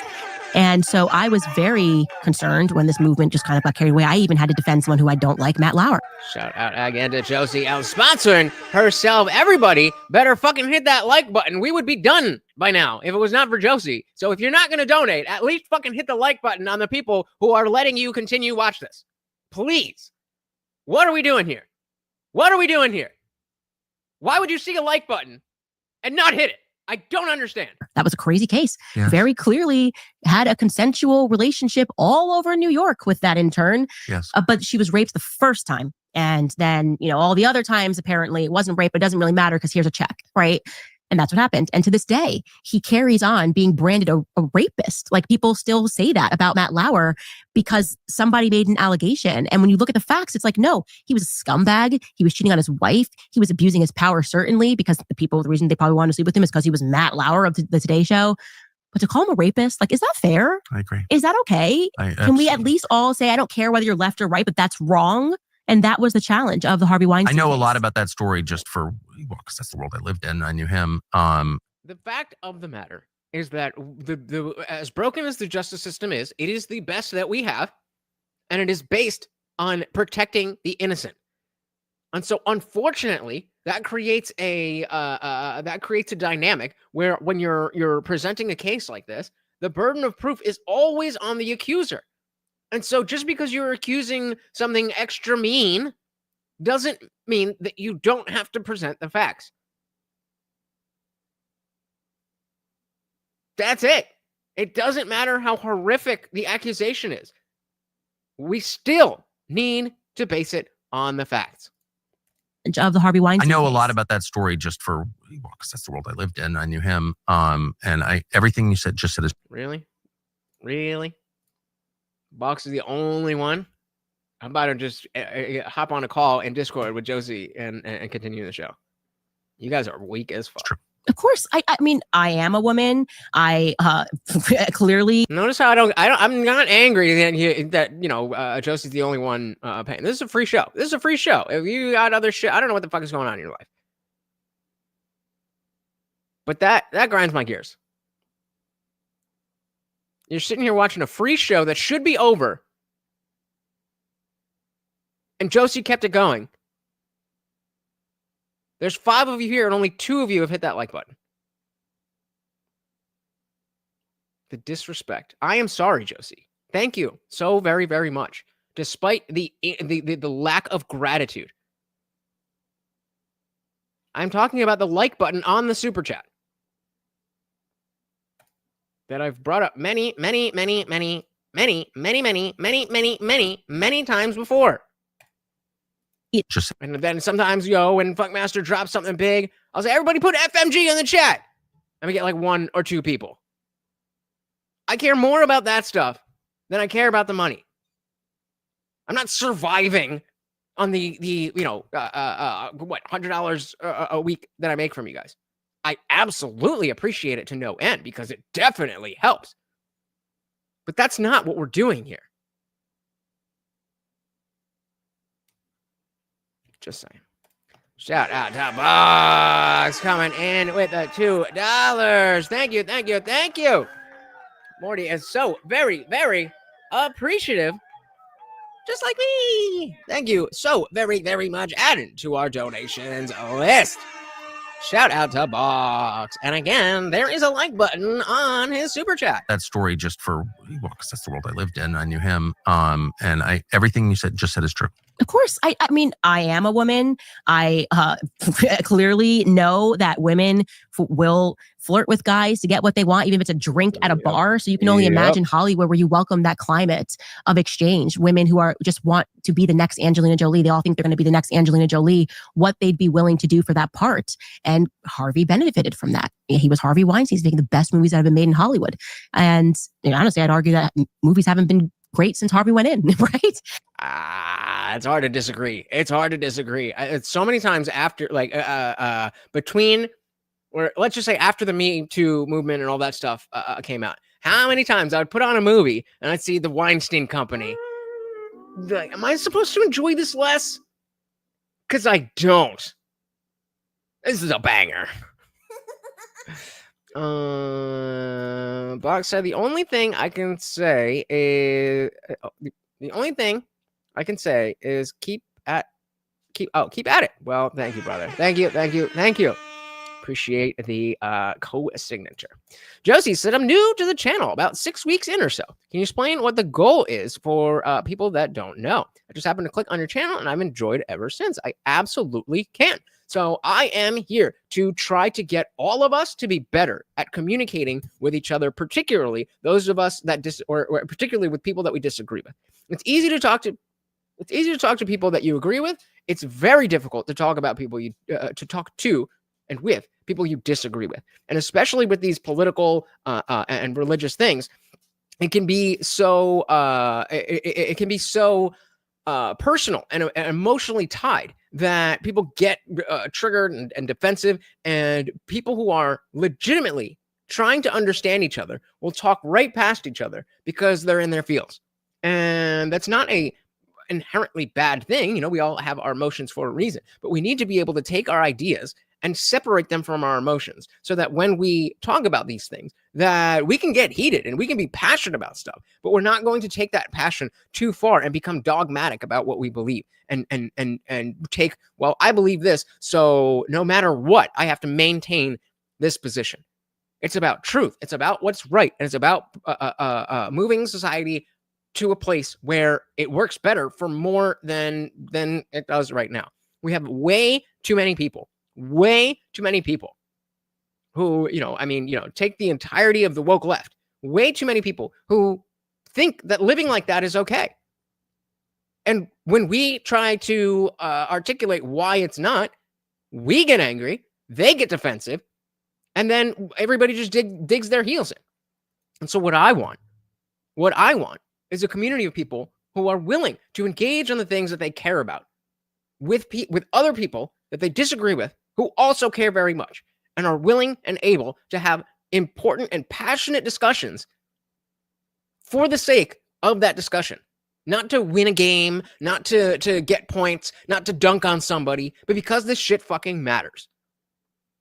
You know, I talk all the time about how a lot of people on the left, we just saw it with Pisco in the last stream, that it's a game. It's a game to win. It's, oh, well, I got you there. And are you making anybody's life better? Are you making our country better? Are you making our justice system better? Are you making the any of that better? Then who fucking cares? Oh, I got you, bro. What I am doing here is breaking down these discussions so that hopefully we can have better discussions amongst ourselves and simultaneously build that Discord community so that we are a force that can go out there and spread these ideas. And the ideas aren't about, this political position, that political position. The ideas are, we need to be able to talk to each other. Hold on, even though I disagree with that person completely, what they just said makes a lot of sense. We need to be able to do that. And it seems like it's easy. It seems like we're good at it. But if you've spent any time in the Discord server where we go for that after party and hang out and we're actually talking to each other, and it's not just in chat, you see it's not as easy to get all of this stuff out. You might have the good ideas in your head, but if you can't get them out of your fucking mouth, then it doesn't help anybody. So I just don't know how I got here. Follow a lot of political channels from Joe Rogan to PBD, etc. I believe this guy deserves more subscribers based on how much YouTube I consider. Well, dilly to that, to you. Thank you so very, very much. And that's what we're doing here, guys. That's what we're doing here. And so that's why I say this is a free show. This is, if you don't have any money, that is totally fine that you are here hanging out, part of the conversation, asking me questions. That is what we are here to do. But also, we're trying to do something bigger. And so when I ask her things like sharing the video, putting comments in the comment section afterwards, talking about it to other people, posting to Twitter, using my name, hitting up Andrew Wilson to say, oh, I want to see you. All of that stuff is not to just enrich myself. It is to better all of our goal, our collective goal of being in a society where we can better talk about things that matter. And I don't know about anybody else, but I think that is a very, very important thing. Box said, I love people more than I hate their politics. There you go, my fellow countrymen. Absolutely. Women are countrymen too. Box said, I was a TYT plank, and he must have been a PBD plank. We live in strange times. Very true. We as a society need to vote gooder. Vote the bums out. Great. Great. So thank you for that question, Josie. I'm gonna have to clip that and throw that out there for all the new people. So does that answer your question? I kind of went on a bit of a rant there, but yeah, if that answers your question, if not, I can lay it out further. That is why you should all be joining the Discord. Again, there's a free channel because as much as I care about money because I need to eat and stuff, I care more about building a community with you guys. And it's one thing to, see your names in the chat and pull your stuff up. But when we can talk, maybe not face to face, but you see my face and I see your face, or maybe you don't even want to turn your camera on, but I can hear the tone in your voice. That stuff matters. That stuff helps. And I'm not like the guy that's like, hey, these are the rules and these are, I need to learn too. But if I can't engage with people who are willing to get passionate about stuff and also disagree, then what's the point? You know what I mean? All right, so let's keep this party raging. If you are new here and you have not yet subscribed, this would be the absolute perfect time. Again, that is also free to do. Hollywood. And honestly, I'd argue that movies haven't been great since Harvey went in, right? His movies were every classic movie that you can think of, Harvey Weinstein, the Weinstein Company produced. The Mirror, what was it called? Mirage. I think the company's name, Miramax was his company, had produced. So it's a lot. It was a lot to unpack, and yet they still moved. Obviously the appellate judges said this case was completely ridiculous. It was rigged. Why'd you guys even allow these people into the courtroom just to convict his character, not based on the facts? And it got sent back down. But he just lost again on 2 of the cases. What do you mean by this, Box? Which argument? What I was saying, or were you talking about Weinstein again now? And so I just interviewed him, and that interview is coming out today, again, to ask him, okay, here's a broader question. Harvey, who hates you? Because this is so clearly, somebody took you out. And that's how I look at the case now.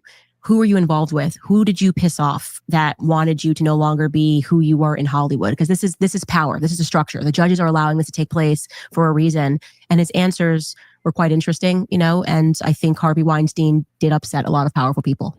And he was honest about that.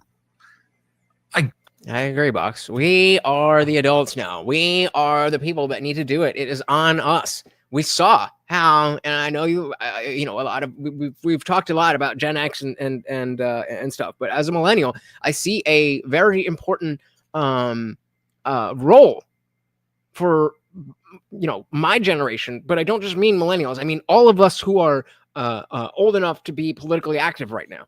When that Gen X video went viral, then a lot of people were talking about like, hey, it's not that simple. The boomers were in their prime. They're 50 years old. We were dealing with them. They would outvote us and everything. And culture just wasn't like that. Society just wasn't like that. Fair, fine, cool. But now you're not in that position anymore. And I mean, I can understand why Gen Xers would be so disillusioned even to this day, but things have changed. You can finally get what you want, but you have to fight for it. Weinstein did upset a lot of powerful people, and he was honest about that. I get it. I have no trouble believing that at all, given his style, which is like totally overbearing and like awful. But throwing someone in prison for the rest of his life is, it's too much. He said Gloria Allred told him if she paid him, and I view her as a gangster of sorts, Everyone knows how she moves. When she's on a case, she doesn't. How do you know what action to do if you have not yet had the argument?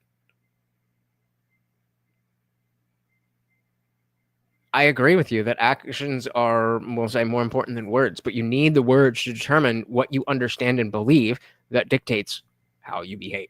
Lose that if he had paid her, and I want to say it was $1 million, don't quote me, that it would go away. She could make it go away. He didn't do it. Yeah. That's what he told me on record.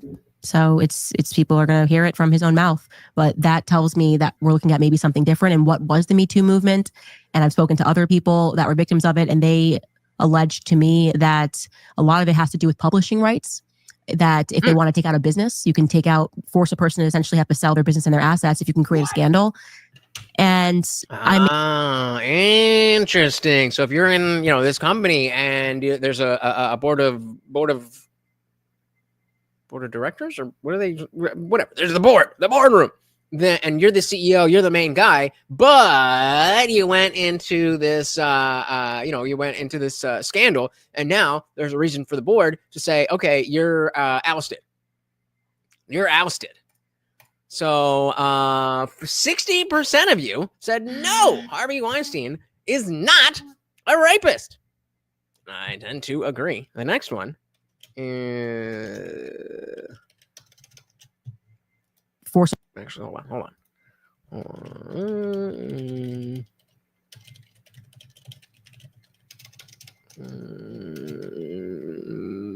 We'll put that. All right. I really, really need to hear your guys' opinion on this one. Is Michael Jackson guilty of child molestation? Essentially have to sell their business and their assets if you can create a scandal.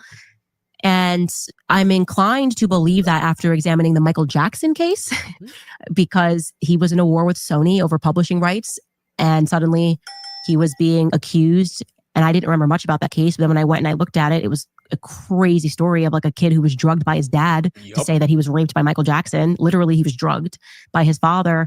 And so you start to wonder if there's a lot of stuff that's happening in Hollywood that many people have tried to speak out about, and those people have either been deemed crazy, or in the case of Michael Jackson, he's into children, and we sort of pay attention. I'm pretty sure the largest I ever got was a 50. I want to say maybe one time somebody dropped $100, but I could be making that up. Definitely I've gotten a 50.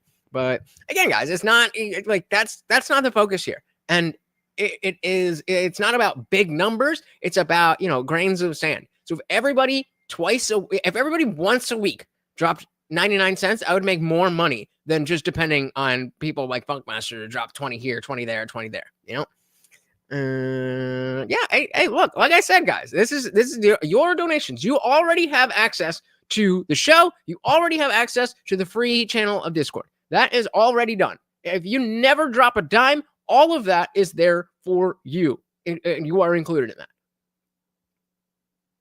But if you want it to be more, if you want it to be better, if you want it to be bigger, if you want to be part of the Discord, then that's what we're doing here. Deemed crazy. I don't need promises. I don't need excuses. If you can't pay, like, there's plenty of other things that we all need to pay for than some dude streaming in his fucking living room. And I have another job. So I'm not destitute. I'm broke as shit, but I'm not destitute. I can eat. I can pay for my bills and gas and Morty's food and all that stuff. This fucking medicine that's $70 million. And then I was supposed to put on auto ship that they didn't auto ship, so I had to spend an extra $30 to get it in time.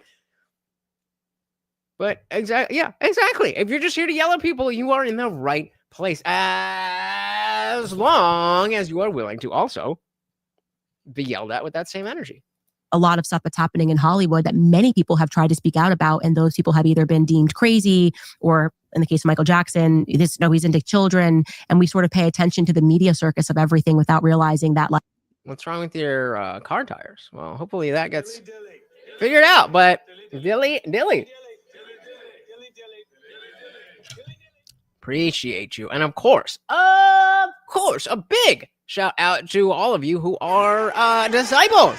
I know some of you have been gifted memberships, but either way, that is what I'm trying to do. Build that community. This is a way to bring you into the real shit. this, no, he's into children. And we sort of pay attention to the media circus of everything without realizing that like there could be other stuff happening in Hollywood. Do you think it's possible that Michael Jackson was not a child molester? I am now convinced after looking at the case that he was not, and that he was at a war with Sony. And I did a whole episode on it. I'm shocked because I grew up loving Michael Jackson, and then I was absolutely repulsed by Michael Jackson. Like, he meant so much in my childhood. And then I was repulsed by Michael Jackson. And then I decided to re-examine what happened. And I couldn't believe it. I mean, I literally could not believe. Like Harvey he was Weinstein. winning. He was going to win the Beatles catalog. It was his. He was fighting Sony and winning. And then just like that, scandal, broke, dead. Even the way he died is weird, but like. Weird. Yeah, they just randomly did too many drugs. I mean, a pop star ODing is not crazy, but the specific story. If they wanted to say he overdosed, why would they have a doctor administering drugs? It was a lot. When you go back and look at that case, you realize the media tells you so much, but they tell you absolutely nothing. Oh. So people just die when they're at home based on doctors overdosing. I guess it does happen. People do die. Do people die that way? Have people died that way? Of course. But is it a little shifty? I think so. Michael Jackson. I don't see any votes for yes, Michael Jackson is guilty of child molestation. Jackson was weird in the same way that Harvey Weinstein was obnoxious, in the same way that Richard Jewell seemed like a fake cop. The guy was blamed for the Atlanta Olympics bombing in '96 who didn't do it. They kind of fit your preconceptions of what a bad guy like that would be. Mm-hmm. Michael Jackson living in Neverland is weird, kind of personal Disney with all these little kids. You're like, he's clearly a kid toucher. Mm-hmm, mm-hmm. And he definitely had issues because he felt that he had his childhood stolen from him. So he kind of made it his priority in this, I would say, very creepy way to constantly say, I'm going to create this Neverland ranch. And so kids are never going to go through anything. But it's quite telling that he was so close above with anybody else with Macaulay Culkin, right? Also, another person who alleged that he was being raped by directors was that Corey, I'm going to say Corey Feldman. Yeah. And he's been vocal about how he was abused. And both of those people said absolutely never, not once, did Michael Jackson do anything to them. And then, outside of Michael Jackson, there's also all the Nickelodeon kids. Jesus. This is, in all of this stuff. So all of this stuff, we were talking about Balenciaga, we're talking about Epstein, we're talking about Nickelodeon, we're talking about Weinstein, talking about Michael Jackson. All of these things were in the news in a very short period of time for how extreme that behavior is. And it makes sense why you would go one way or the other. It would make sense why you'd buy into it, and it makes sense why you'd be like, this is shifty. I don't know what's wrong here, but I don't trust it. And yep. And it's just I just have to realize that my understanding, it's not like I didn't think pedophiles existed. It's not like I didn't think predators existed. But and maybe this is solipsistic because I'm not a fucking creeper like that. I just assumed most people weren't like that. I guess I was wrong. Stood up for him. And then when you get into the people that said that he did something and you figure out what their motives were, one's drugged, one was paid, the Michael Jackson story gets completely crazy. And so what you had was a man who was stunted in his growth because of his childhood, who wanted to make the world a special magical place for people. And he became the perfect, he won his case. So we can say Michael Jackson was not guilty, right? He actually won his case once the jury saw all the evidence. But it's kind of scary to think that a media circus can be created about you and people can believe things, just like we were saying with Matt Lauer. Yes. Absent very little fact because the media just keeps saying it. I'm glad you brought this up. Because I don't think this is as bad as people are making it out to be. I don't think that the average person. So yeah, if you don't remember Lil Tay, let's just get Lil Tay.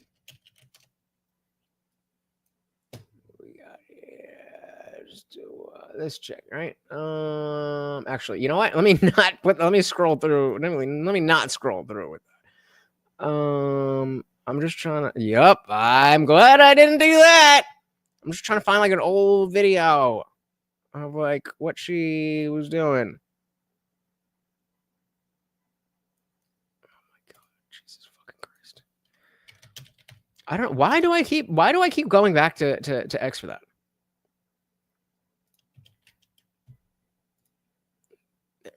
Okay.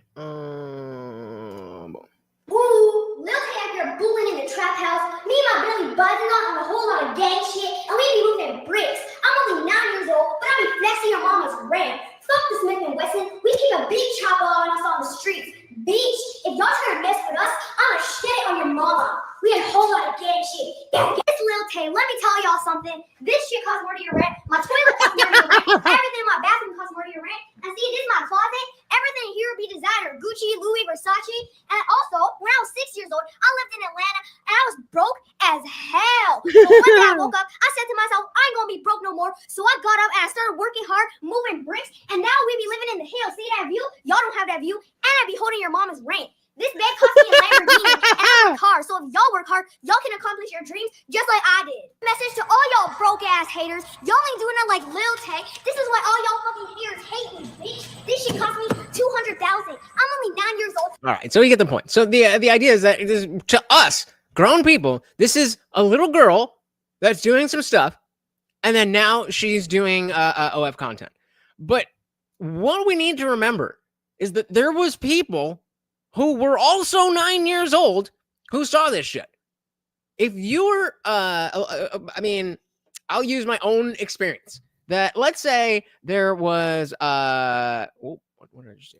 There was, when I was, in the MySpace emo scene, right? I loved the look of these girls that were like all, they had the teased hair and the makeup and all the whole scene girl look. When, like, now, if I see a 30-year-old, an adult with that aesthetic, like, because of my maturity, I don't see it in the same way, but it still has that like, well, that's good. And especially because then I evolved and moved to the rave girls. Oh, the rave girls. My point is that you're saying here,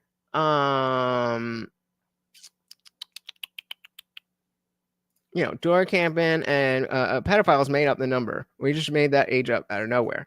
Why would you not expect that the overwhelming majority, and maybe this is more ignorance and naivete, but it makes a lot more sense to me, especially since the demographics of OF in general have a lot more younger users than older users, that it would be old men or men our age looking at that, as opposed to people who are also just turning 18.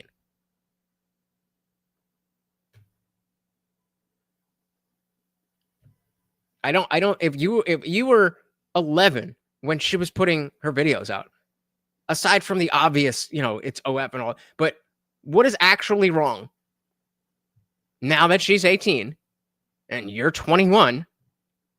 You know what I mean? I don't know if that's, maybe I'm wrong. I don't know. Things, just like we were saying with Matt Lauer. Yes. Absent very little fact because the media just keeps saying it. And that gets into the importance of why I select and get, I'm like a dog with a bone on certain cases. The Blake Lively and Justin Baldoni case is another one. Again, Justin Baldoni is Jewish, obviously. So is Steve Sarowitz. I'm like the worst anti-Semite ever. Here I am defending these people, but it's the same thing. She went to the press. All right, another new poll. What age? How old is the average OF subscriber for Lil Tay? And tried to smear this man and ruin his existence by claiming, in so many words, that he had sexually harassed her, and she made him sound, with the help of the New York Times, like he was an absolute creep, a pervert, a sex-addicted pervert. If you read that article, you took away that Justin Baldoni was a sex-addicted pervert. Right? And poor Blake Lively had to survive doing a movie with him. If Brian Friedman had not done what he had done and published the entire, he said he had nothing to hide, every text message sent between Blake and Justin and Ryan Reynolds, the world would have believed what she and the New York Times had worked on. It's a shocking case. People are going, oh, it's just like celebrity drama. No, this isn't celebrity drama. This is so much deeper than that. I look for 24 to 28. 28 is, a top end, but 24 to 28. Okay. We are talking about the corruption of the media who has the trust of the people. Like, you're an educated person, you read the New York Times, right? The New York Times essentially assisted in a hit on a man. For what reason? What did Blake actually want from Justin Baldoni? Publishing rights. And we got to read her messages, and she wanted to be put on the film, and she wanted to be put as a producer, executive producer, or else, right? You do this or else, threatening. So I'm not going to come back. Here are my demands. I mean, a total witch. Truly, that. All right, I'm gonna be honest. I don't really care about that stuff. So let's go to where she's talking about her time at the Daily Wire, and then into an attempt on Candace's life. And then, I mean, if we do keep the party raging, we are now past the 3-hour mark. But if we keep the party raging, there's plenty of other chapters to go back to. And the second you lie, you're like afraid. Well, you're afraid, of course, the lie being exposed, but I think the fear is deeper than that. I think it weakens you. Okay. Why though? Because I thought the liberal perspective was that women were people and adults who were able to do anything else that any other adult would do. Now, I obviously am not interested in some girl that I know as a 9-year-old. And just because that was 9 years ago, like to me, Lil Tay is a little kid. But from your perspective, what's wrong with an 18-year-old adult woman doing what she wants from your perspective? What's wrong with it? We only got 2 votes. I need some more votes on that. I need some more votes on that poll. Well, you're afraid, of course, the lie being exposed, but I think the fear is deeper than that. I think it weakens you. Yeah, and it makes you look ridiculous. Well, that's exactly right. It's humiliating. So we do have a lot of our subscribers are very excited that you're coming. Very excited. I feel like we have some overlap. So they sent in a million questions. We can hit you with a couple of them. They're actually good questions. Here's one. I don't know if you can even answer this. What do you think of the Daily Wire now that you've been gone for a while? I think Israel first. I wish the best to the Daily Wire. I wouldn't change a single thing about what happened, how it went down. In the moment, it seemed so crazy, but I think in every action, people get to see who you are and what you're made of. And the Daily Wire got to tell their story, and I got to tell mine. So you get, I mean, you were a big deal, obviously, at the Daily Wire, a little bigger than we realized. Rich mahogany. I'm kind of a big deal. When you left, we found out what a big deal you were. So no one wants to lose a job where they're succeeding. But in retrospect, do you feel like that was part of a larger plan? Yeah, God's plan for sure. That's what I mean. And now with the things and the discussions that I'm having with my viewers, there's no way I could have been at the Daily Wire. It just wouldn't have worked. You know, it worked for a little bit, and then it suddenly was not working. And now it definitively, we would not be a good match. And at the end of the day, I just don't view myself as in competition with the Daily Wire. Like, I am interested in totally different things. Well, you're a lot bigger than the Daily Wire. Just on the numbers, you're much bigger than the Daily Wire. And I think that's in part because removing the Daily Wire as the conduit to my ideas was a good thing. Like, I don't have to have a bunch of people as it is at any corporate. Really? Nobody's going to fucking vote. You guys are fucking pussies. You guys are fucking pussies. Like, can you talk? It's a fucking anonymous poll About the topic? Is it okay? What do the lawyers think? Right, that's right. I should move all that, and I get to go right to my audience. So I'm grateful. And you don't have to take credit or blame for what others on that channel do. Right. And I felt this way working for big companies. It was like, I can't believe that I hate your company or I love your company. It's like, and it's not exactly connected to me. I mean, I work there, but Exactly. And I'm definitely somebody that I think I thrive when I get to just truly say and express myself entirely exactly how I feel every second of every day. And I'm interested in so many different topics, and it was getting increasingly difficult to kind of explore things that I was interested in without having to worry about whether it would upset this person or that person, or how a legal person felt about this. And that makes a lot of sense, because Daily Wire has a pretty narrow scope. I think, what they do is very important to the landscape, but like she said, there was if this is the Daily Wire trajectory and this is the Candace Owens trajectory, there was a time when they were at the same place, but it ain't a match made in heaven. There's your God reference. And at that point, you're not having fun. Then it becomes a job, right? It always was a job, but then it becomes a job, meaning that you're waking up every day and you're like, oh, And now I wake up All right, we're getting some more votes, but we're at 50-50, guys. Come on. Come on. every day and I'm thrilled and I'm researching and I'm learning with my audience. So I'm happier. I hope the Daily Wire is happier. And that's it. And this is another question. Do you ever fear that people want to harm you? I know people want to harm me, so I don't have to fear it.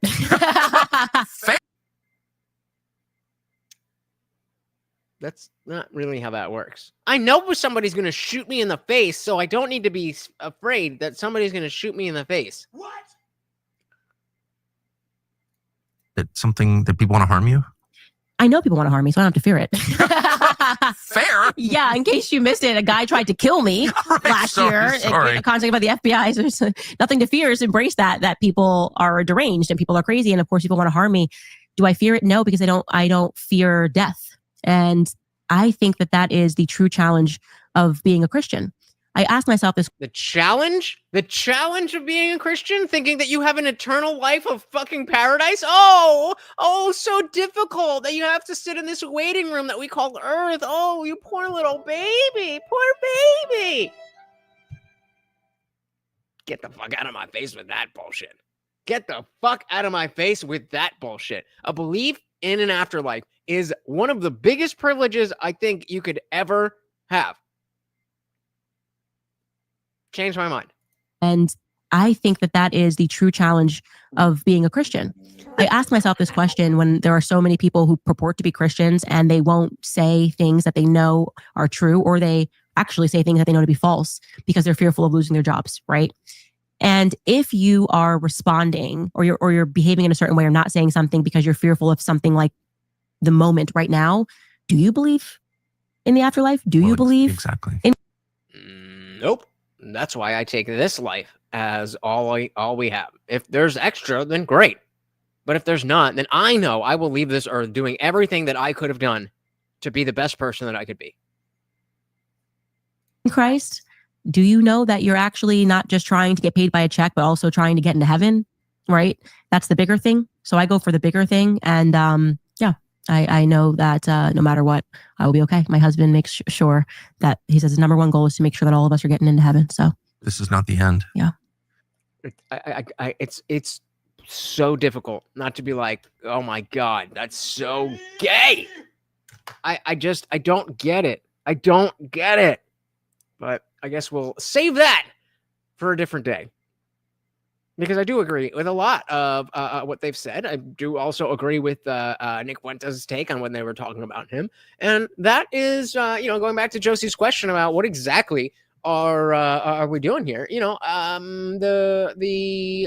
idea is we want to find the truth. We want to find people who are doing the things that we want to do, and the people who are doing things that we don't want to do. And make sure that they, where is that? Hold on, I'm trying to find something real quick. I mean, and it's just that simple. It's just that simple, really. Let's see. God damn it. All right, I can't find it. I don't know what the fuck that channel is.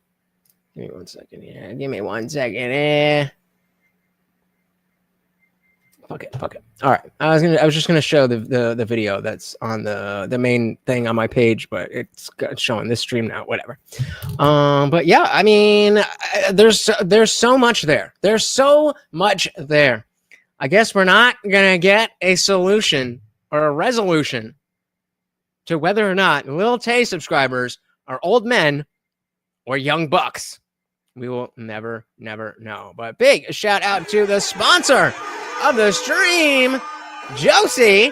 Started with the $4.99 and came in with another $1.99, and of course our boy Box also coming in.